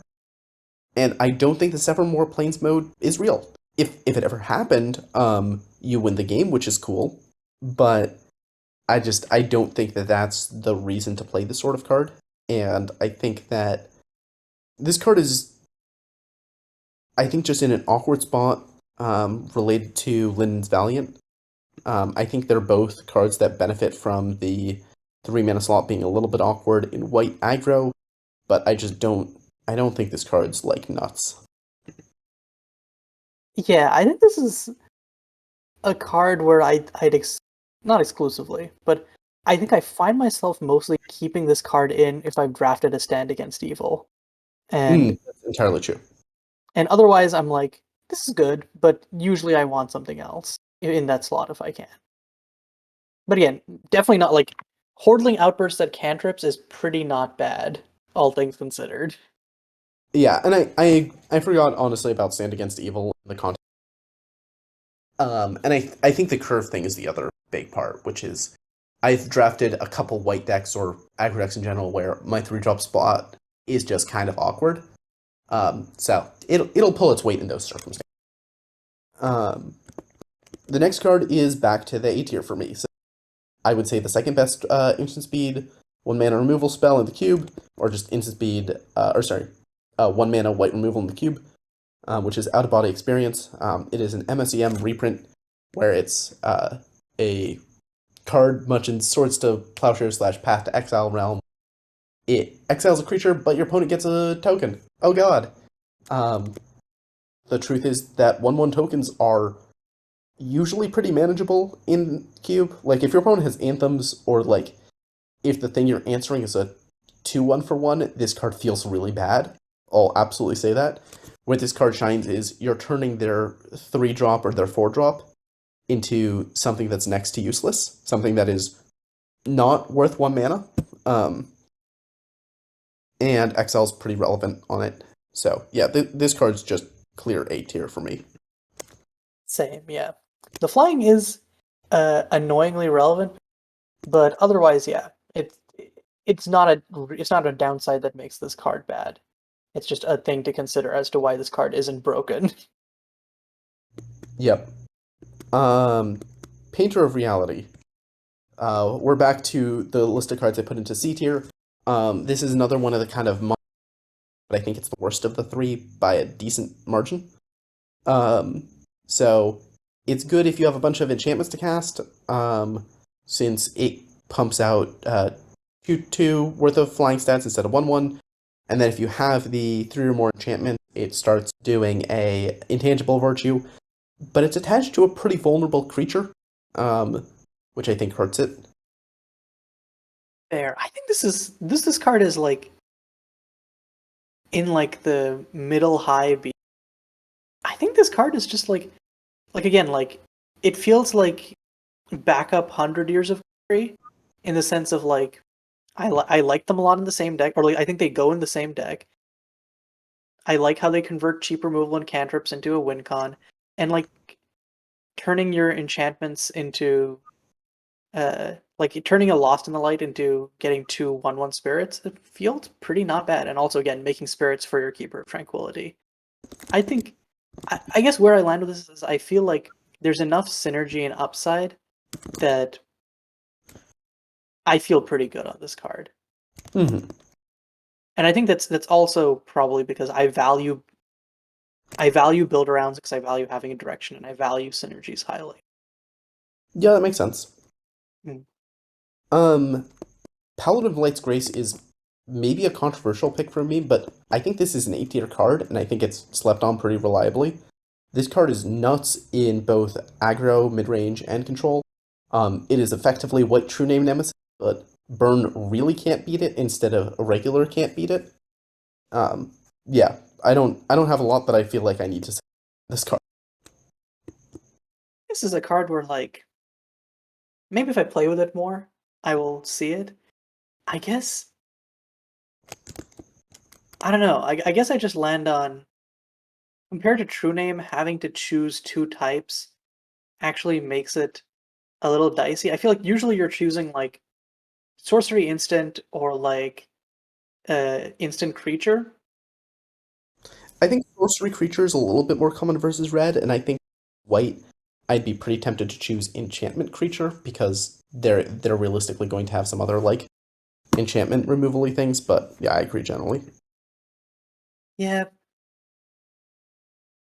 I think this is a card where I just and I think this might also just be a function of the types of decks I draft. Where again, like I just mentioned, like I value synergy and build rounds, and this is just and also I think that like once I start hitting 3+, I start thinking like more mid rangey, and I feel like the types of mid range decks that I draft are generally like very ETB, like abuse focused, like we mentioned. But I can definitely see this like alongside like Phantasmal Stalker and Fulbert as like you just these are threats that you can't answer and provide a damn good clock. Yeah, I think for me, like the situation to think about is if I'm a control deck and my opponent is trying to kill me as the red egg, if I play this and name creature instant on 3, they're in a really bad spot because they can't realistically swing into me because I'm blocking one creature, I'm gaining and just putting them in a really awkward spot there. They can't burn it out of their way unless I line up my types incorrectly and they have Cosmic Collision and you take some L's. Mhm. Um, and the one thing I will say is this card felt better as a result of having played it in the little bit of AGC testing I did. Um, I it almost lost me a game when I was playing one of the decks I've seen in AGC versus Tyrant on some like Bant mid-range pile where Tyrant played this on like turn 5 and it still was like, fuck, this is a huge issue. Yeah, I think this is again another card where I'll solidly have to play with it to get a better feel for it. But I guess from when I usually draft, this would be a C, but I think you've convinced me to move it up to a B, is where Yeah. I'd land. Okay, so let's get to I think the easiest card in this cube. Peace in Our Time is S tier. Unquestionably, if anyone gives pushback, they're wrong. Peace in Our Time, It's the best white card. it is it is probably in the top 10 cards in this cube, Mhm. um, including 9 pieces of power. It is so good.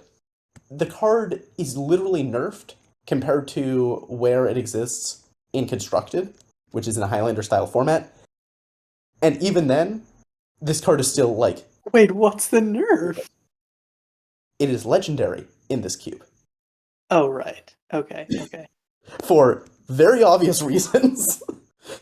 Uh, um, Peace in Our Time, like I think a good way to just describe it is the fail case on Peace in Our Time is it untaps a land anytime you cast a spell. This is the fail case. this is one of the cards which makes like splashing white in Storm like a very reasonable choice. I think it's like the only card that I want to play in Storm in white, but also it's good enough. There's one coming up that I will try to make an argument for, I but guess that's fair. And Divine Wisdom is also really good. mhm. But okay. Um, this card doesn't need any more praise to be sung about it. It is worthy of all of them. Yep. Uh, yeah. Next up is Preeminent Recruiter. I think this is another one of the white one drops which goes into a B rather than a C for me, just because again, flicker synergies are great, token synergies are great. Like it's it's a powerful aggro card uh that also spikes with synergies. Yeah. I put this card in my C tier just because that's kind of where I put all white aggro cards. I recognize this card has value in non-white aggro decks.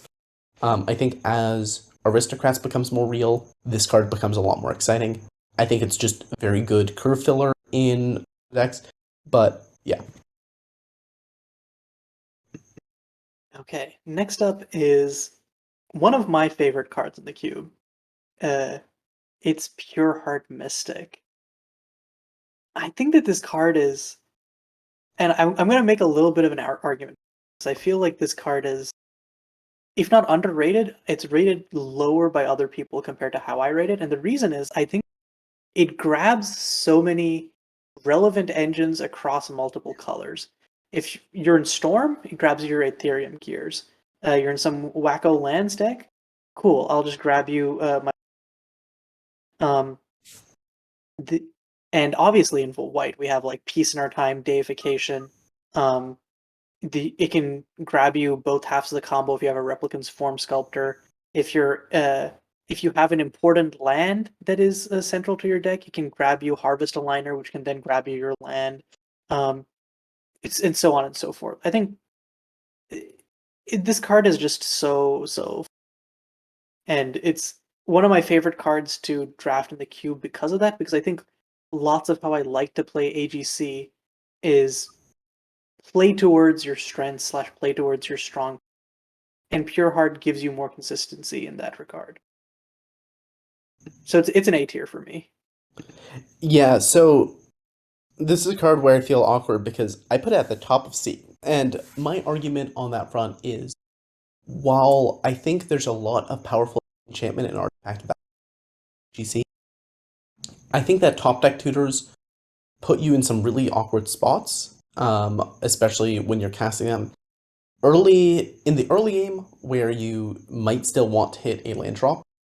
But also this is a card where you don't want to really be casting it on turn 4, because it eats up an awkward amount of mana and doesn't necessarily set you up, do anything powerful that turn. I could see me being wrong on this because I could be undervaluing the cards that it's fetching, basically. But I think this card is very good in the decks that want it, but I've cut it from plenty of decks, and there's a lot of white decks that don't want it.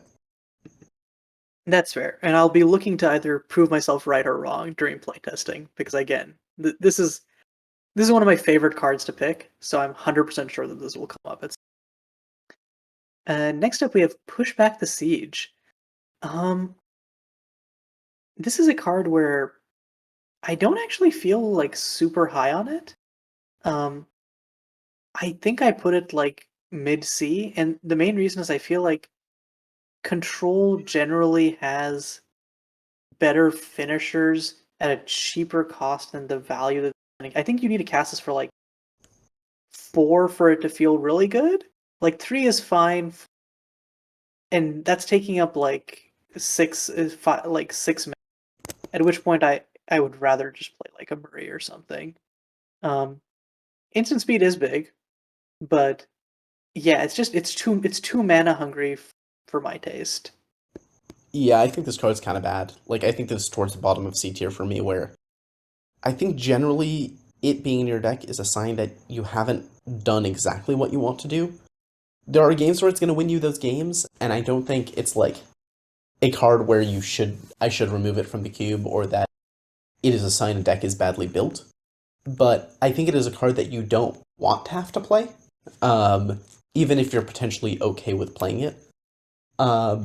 It turns out the 1 extra mana over Secure the Waste is a huge deal in terms of how clunky it feels to play, and the life gain does not sufficiently offset that. I also think that anyone who plays MSEM should look at this as a gigantic testament to how fucked Children of the Cloud, but that's beside the point. So when are you adding Children of the Clouds to this queue? I prefer to keep my cube full of balanced cards. So let's continue. So Resolute Bodyguard, I think that we can both agree that this is one of the C tier 1 drops and keep Yeah, moving. sounds good. Okay. Rista Conting is very good. I put it kind of midish B tier for me. I've played very few white decks where you want to cut it, but I also don't view it as a reason to play white. The original version of this card in Vault created 2 tokens on ETB. I was convinced that that was too powerful, but I think in playtesting I might end up returning it to the original version because I think right now this card is very easy to play around. Yeah, I put it in mid B as well. But like it's a fan favorite here. Hmm. Um, Sealed Beyond the Veil is next. Again, this kind of middle of B tier. I think this card is pretty good. It is a fairly high utility wipe. 5 mana is a little bit rough, but the fact it also is good against like the big mana artifact decks is pretty valuable. The fact it steals your planeswalkers feels kind of bad because that's a thing that makes it harder to break symmetry on in a white board wipe deck, or in the average like white control deck that wants to play board wipe. On the other hand, flickering this feels kind of busted, so shrug emoji. Yeah, I put it like mid low B. I picked this a lot because again I like enchantment, but I think 5 mana is a oftentimes it can line up weirdly awkward with your own enchantment payoff. Um, Selfless Healer is, I think, a pretty powerful card. It's towards the bottom of my C tier because it is super narrow in the deck it can go in. It really can only go in the cube as it currently exists. It only goes once we have a Aristocrats deck. Maybe this card will be better, but I think this card just is not. It's not where you want to be in the white aggro decks. You don't want to curve this, but it has a fair bit of utility. Like the Unearth is really nice to have stapled on. Maybe this is better in like a mid-range deck, but again, the green-white mid-range deck doesn't super exist right now, so I don't know, a little bit awkward. Yeah, this is another card with like without a home, but I think I generally like it a little bit better than the other cards without a home, just because like and the target permanent you control because it's target permanent, you can it has like some utility respect. Yeah. I'm I put this in C tier. That's about it. Next up is Seraph of Astronomy. This is another one of flicker pieces in the queue. I don't know. I think this card is pretty good. I would put it at like mid high. Yeah, similar to a lot of the other Flicker cards that aren't like either independently good or part of insane combos. This goes in C tier for me. The 3/4 makes it a little bit awkward in anything pretty strong amounts of value every flicker. Like if this was a 4/4, I think it would be an excellent like aggro top end, especially because it can remove blockers. Um, as is, I think it's just like it's a card where I think in the decks that want it, it's good but not essential. It's just nice redundancy to have. And I think the number of decks that want it is not. Okay, I think I agree with the first part, but I'm not sure how much I agree with the second part. But again, we've already established that I draft flicker Yeah. decks an unhealthy amount, so your mileage may vary. I think the fact that I draft color and you primarily draft white as a flicker mid-range combo value color, and neither of us draft white as a aggro color is definitely going to be a little bit. Mm. Um, I think it's one of those things where like all of the aggro cards spike when you have them in density slash together. Like it's I think there it's just not like a flexible archetype. It's one of those things where like, if you have the lane open, like run it until. But mhm. yeah, Serenity Beckons is towards the bottom of the white instant speed removal spells for me, but it's still good enough to be an A tier. Um, I think this card actually excels in aggro decks, which is a neat niche for it because aggro decks are very good at not giving your opponent a lot of time to take advantage of. Um, I think in control decks, giving your opponent 2-for-1 hurts a little bit, but you know, necessary evils and all that. Your control engine should be good enough to bury your opponent anyway. Um, the ability to hit creature cards in your graveyards is, I think, mostly flavor text. But I think in the games where it comes up, it's the creature card in graveyard can be relevant in more situations than I think maybe you're giving it credit for. Like it's obviously great against Reanimator, but I think that there's enough like green graveyard or like that like Mhm. it can be useful in those decks. And because of the density of like, it's also not bad for stopping. Like if you're playing against like a Stormish type deck where they play their The what is fact their the so temporal it can only whatever, hit creature cards is the thing. huh? The fact it can only hit creature cards in graveyard, I think, makes me a little bit lower on. Oh yeah, no, Uh, I for sure. But again, like because it's stapled to such a yeah, it's yeah stapled to a powerful enough effect that that's fair. yeah, it's still an A for me. But and maybe I'll be wrong about how mode Relevant. is, but again, I think that Recite plus Reanimator makes it enough of a real thing. Shield Mage's Charm um, is, I think, a little bit better than this, but again, all of these are an A tier for me. Um, one reason I really like Shield Mage's Charm is I think the first mode and third mode are the ones that come up in Control. Um, I think mid range sometimes gets first and second, and sometimes third. Aggro can't really justify drafting this because it's only the second mode's the only good one of those decks. But I think being able to say either kill your Savannah Lions or counter your Bolt is good enough for me in Control. Yeah, this is a card where I put it lower than all the other spells, but I think it's like high B for me or like B plus. Mhm. Um, I think that the ability, the fact that you can't unconditionally remove, like it has the two things of it needs to be attacking and it needs to have power less, um, are like significant enough limitations. But again, like there are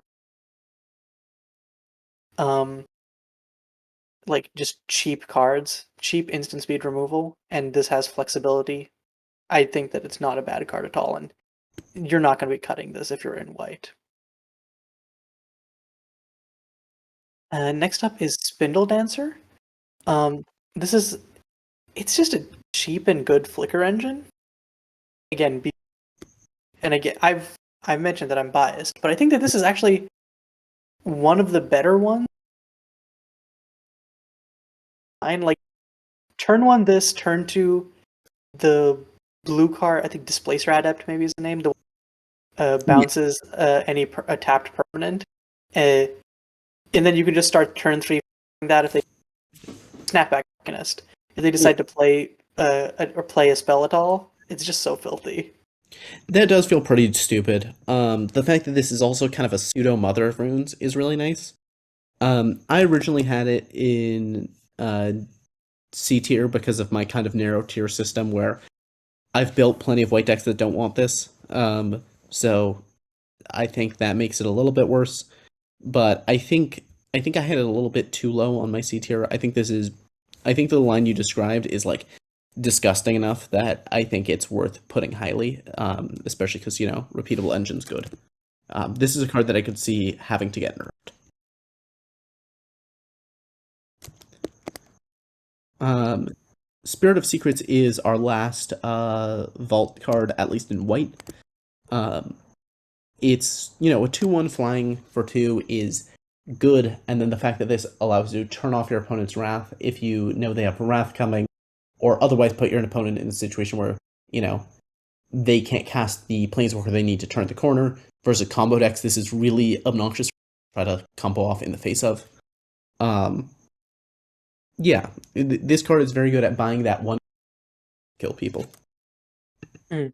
I think that having to use it preemptively makes me a little bit lower on it, but it's a card that I've been drafting more just because like it it just fills curves nicely for a lot of decks. It's still like a C for me, but I think that I think that it's one of those cards where you're probably playing this mainly because it's an evasive body, and then just inside just win. Okay, next up is one of the stronger cards in white, Stand Against Evil. It's basically opposition color shifted to white. Um, and because of the obscene number of tokens that you can, uh, it's a pretty good card to have in that color. I think that this is just a snap A tier for me. I don't have anything else to say. Yeah, I agree. It's right near the top of A. I know opposition is something that's pickable in like canon vintage cubes.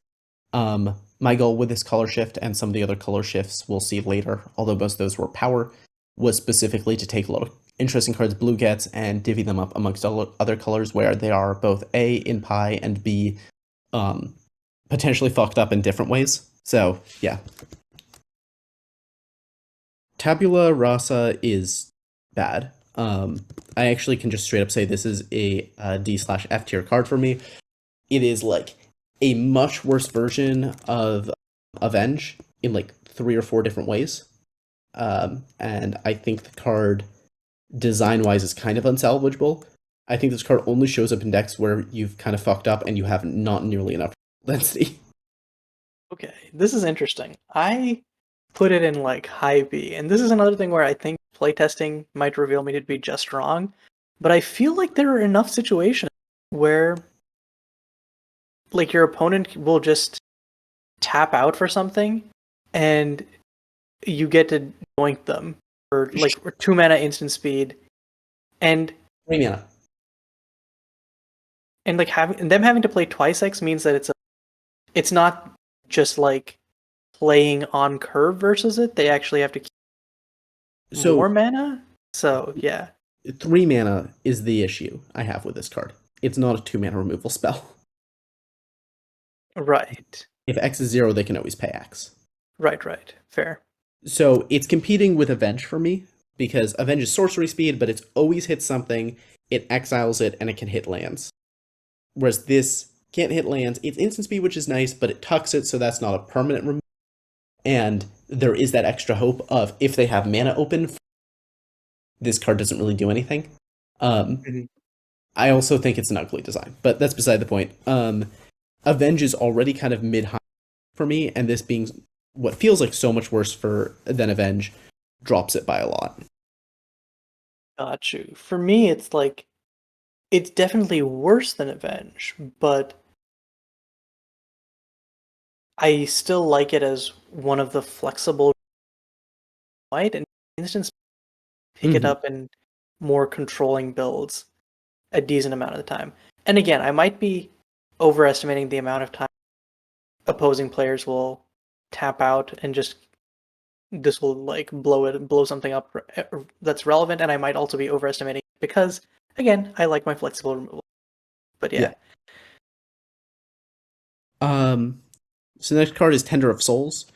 Um, this card is generically pretty good, actually. I think it's going to be nuts once there's a real Aristocrats deck, which I hope no one's playing a drinking game based on how many this episode. Um, but I think even in white aggro, this card's pretty serviceable. Effectively 3/3 in the air that beats no more no more board wipes, which is pretty cool.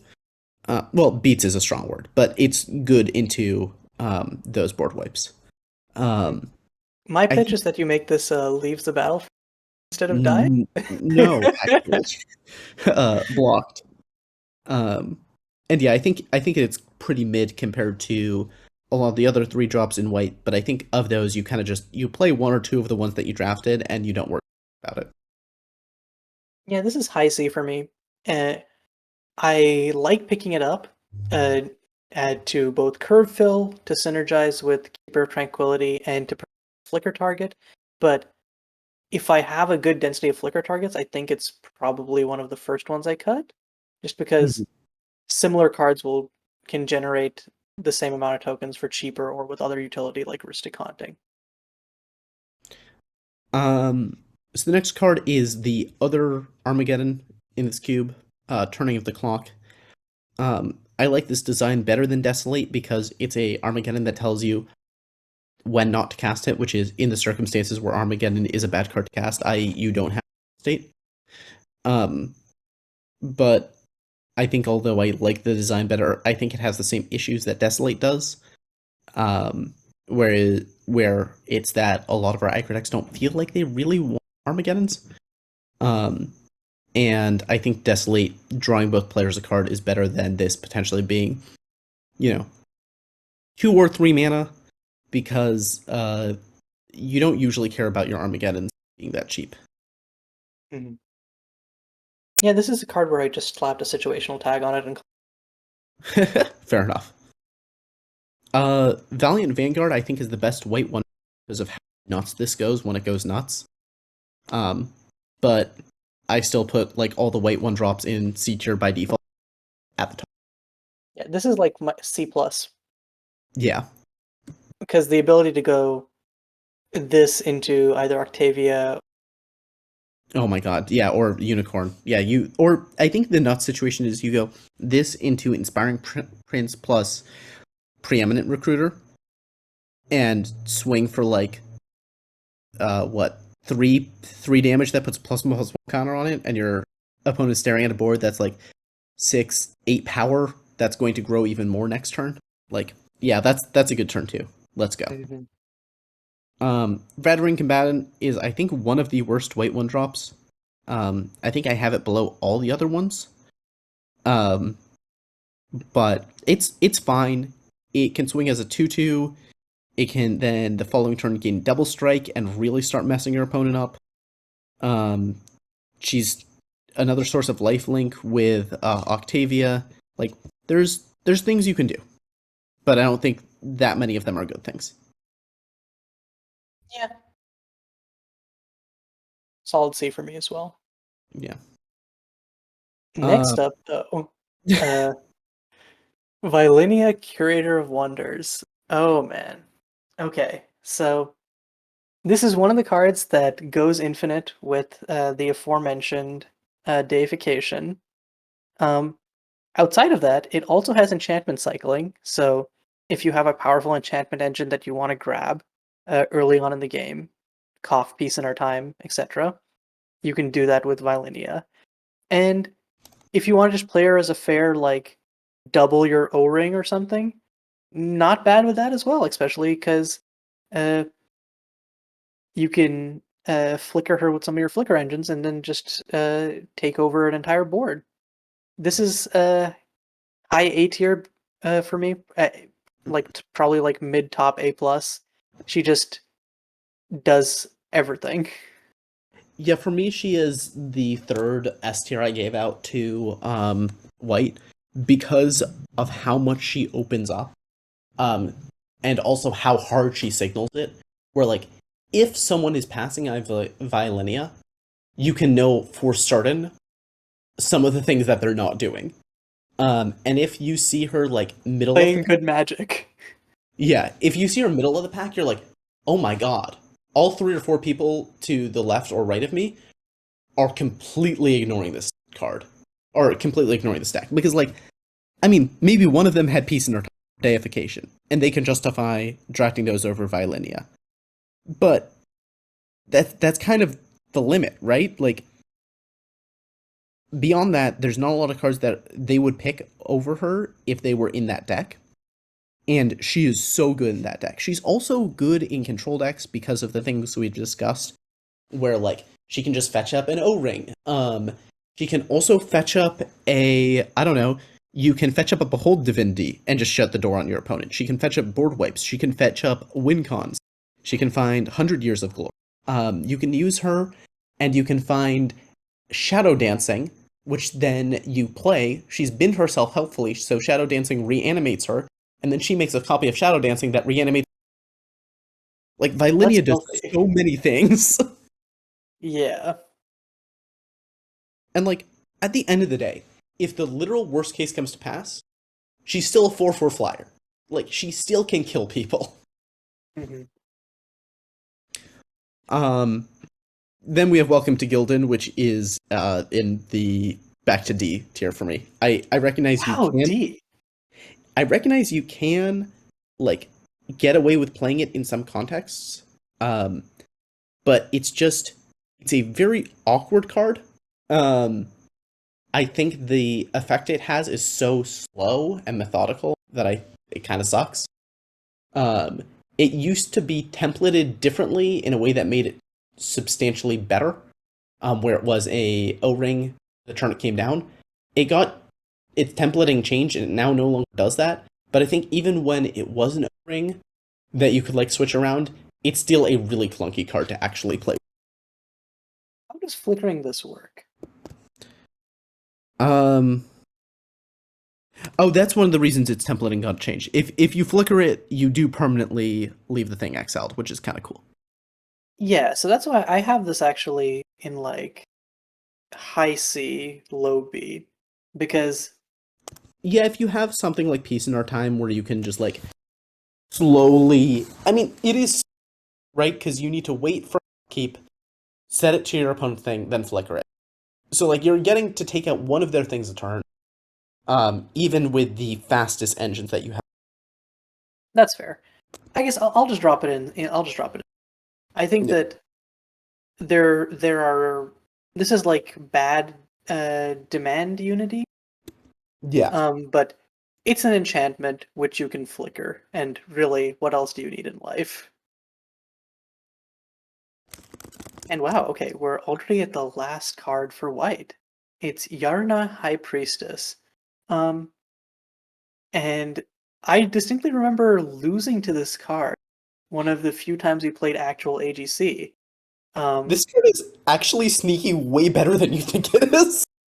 yeah, it's pretty fucked up that you have hexproof line of text is the uh the ability to yoink non-land permanent. You don't have like direct removal for Yarna. She yoinks your board and then makes blockers so you can never kill her. Also scrying you into action. Yes, Just Scry 2 is when you start to hit the point where it's close to drawing card, and it isn't, but like it means you stop really bricking in your draw step. She's like right at the top of B tier for me, and probably should be in A tier if my A tier was pretty ridiculously strict. Um, she also did get even better in that match. So, uh, for anyone who wasn't specifically Caillou and I playing that match, the matchup in question was like a kind of, I think it was Bant Flicker versus a Caldera Lands deck. you were on blue white control and I was Oh, it on was blue Obzon red. and I was on Obzon uh Caldera combo. Yeah. So, oh yeah, sorry. I think I had Peace in our time, so I completed uh as a Bant deck in my. Um, so the you have hexproof turns off Caldera. Um, and technically speaking, the decks originally had a way to beat it. Which is Clockwork Plaguebearer used to remove all counter permanent. Mm. Um, which means it would kill Yoruna and trigger the Caldera in the same move. Now, Plaguebearer only removes counters from one permanent, which means that Yoruna once again is a better answer to Caldera. Um, but yeah, Yoruna being an answer to that, she's also good versus face burn, obviously. Yoruna really doesn't want to be in a situation where they have to point a burn spell and creatures at Yoruna. Just the 1/1 tokens trade well with and versus any deck that doesn't have like threats at once, just -2 then starting to plus can quickly take the game out of their control. Yeah, Yarna is a solid B plus for me as well. She's just I think that she's actually a little bit ahead of oh god, what's her name? Marie? Yeah, Uh I think I agree. because there're just so many one mana actually ends up being it makes her go in so many different shells. Yeah, she's also a defensible aggro top end because of how good she is, or like at least a sideboard pivot because of how good she is at like beating people whose plan was to just board wipe you into oblivion, or Mhm. beating people whose plan was to like put a 3/3 in front of your team. Yeah, exactly. Like imagine they're playing Paladin of Light or whatever, and they're like, Yeah, cool, I'll name like sorcery instant or enchantment instant, and what is this? The Yarn. yeah. Like, oh, cool. I guess I still lose that one, huh? Uh, Um, well, that's all the white cards. I guess one other thing I'd briefly talk about is uh, if you had to put white in like a tier list of colors in Agonos Cube, where do you put white? Interesting question. Oh, um, I think my rough tier list. Oh, this is hard So because I the other think thing is my only the think one thing I red want is to the say worst is color. yeah. So I think I probably agree with that, but also this is something that we'll probably revise at the end of each of those without Mm, giving too much context. I think I'm inclined to say that white is one of the two best colors in a Agonos cube.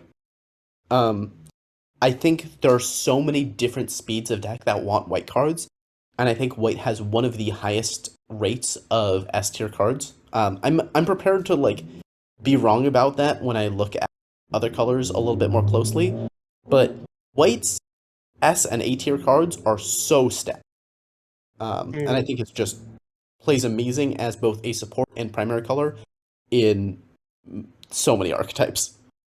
Yeah, after a little bit of thought, I think I would rank it white, blue, green, and black are tied, red, and it's pretty tight between. I think And green is worse than black. I think that's fair. And again, I think that's probably just decks. Yeah. I think green requires way Wait, more wait, no, no, support. no. Green is definitely worse because Yeah. it has so many effectively dead cards. Yeah. Um, That's I think the cube structurally should not have the tiers be as defined as they currently are, but I think with the cube's current structure, it's like blue and white are the two best colors. It's not by a large margin that black is behind. Black is like also really good, but black is I would just say more linear than the other colors. mhm. And then green and red are kind of fighting for, and I think green is probably worse than red. Green is worse than red. Oh, actually, I think I disagree. I Um, think the red aggro decks are really good and often underdrafted, but I guess we can get to that in the red episode.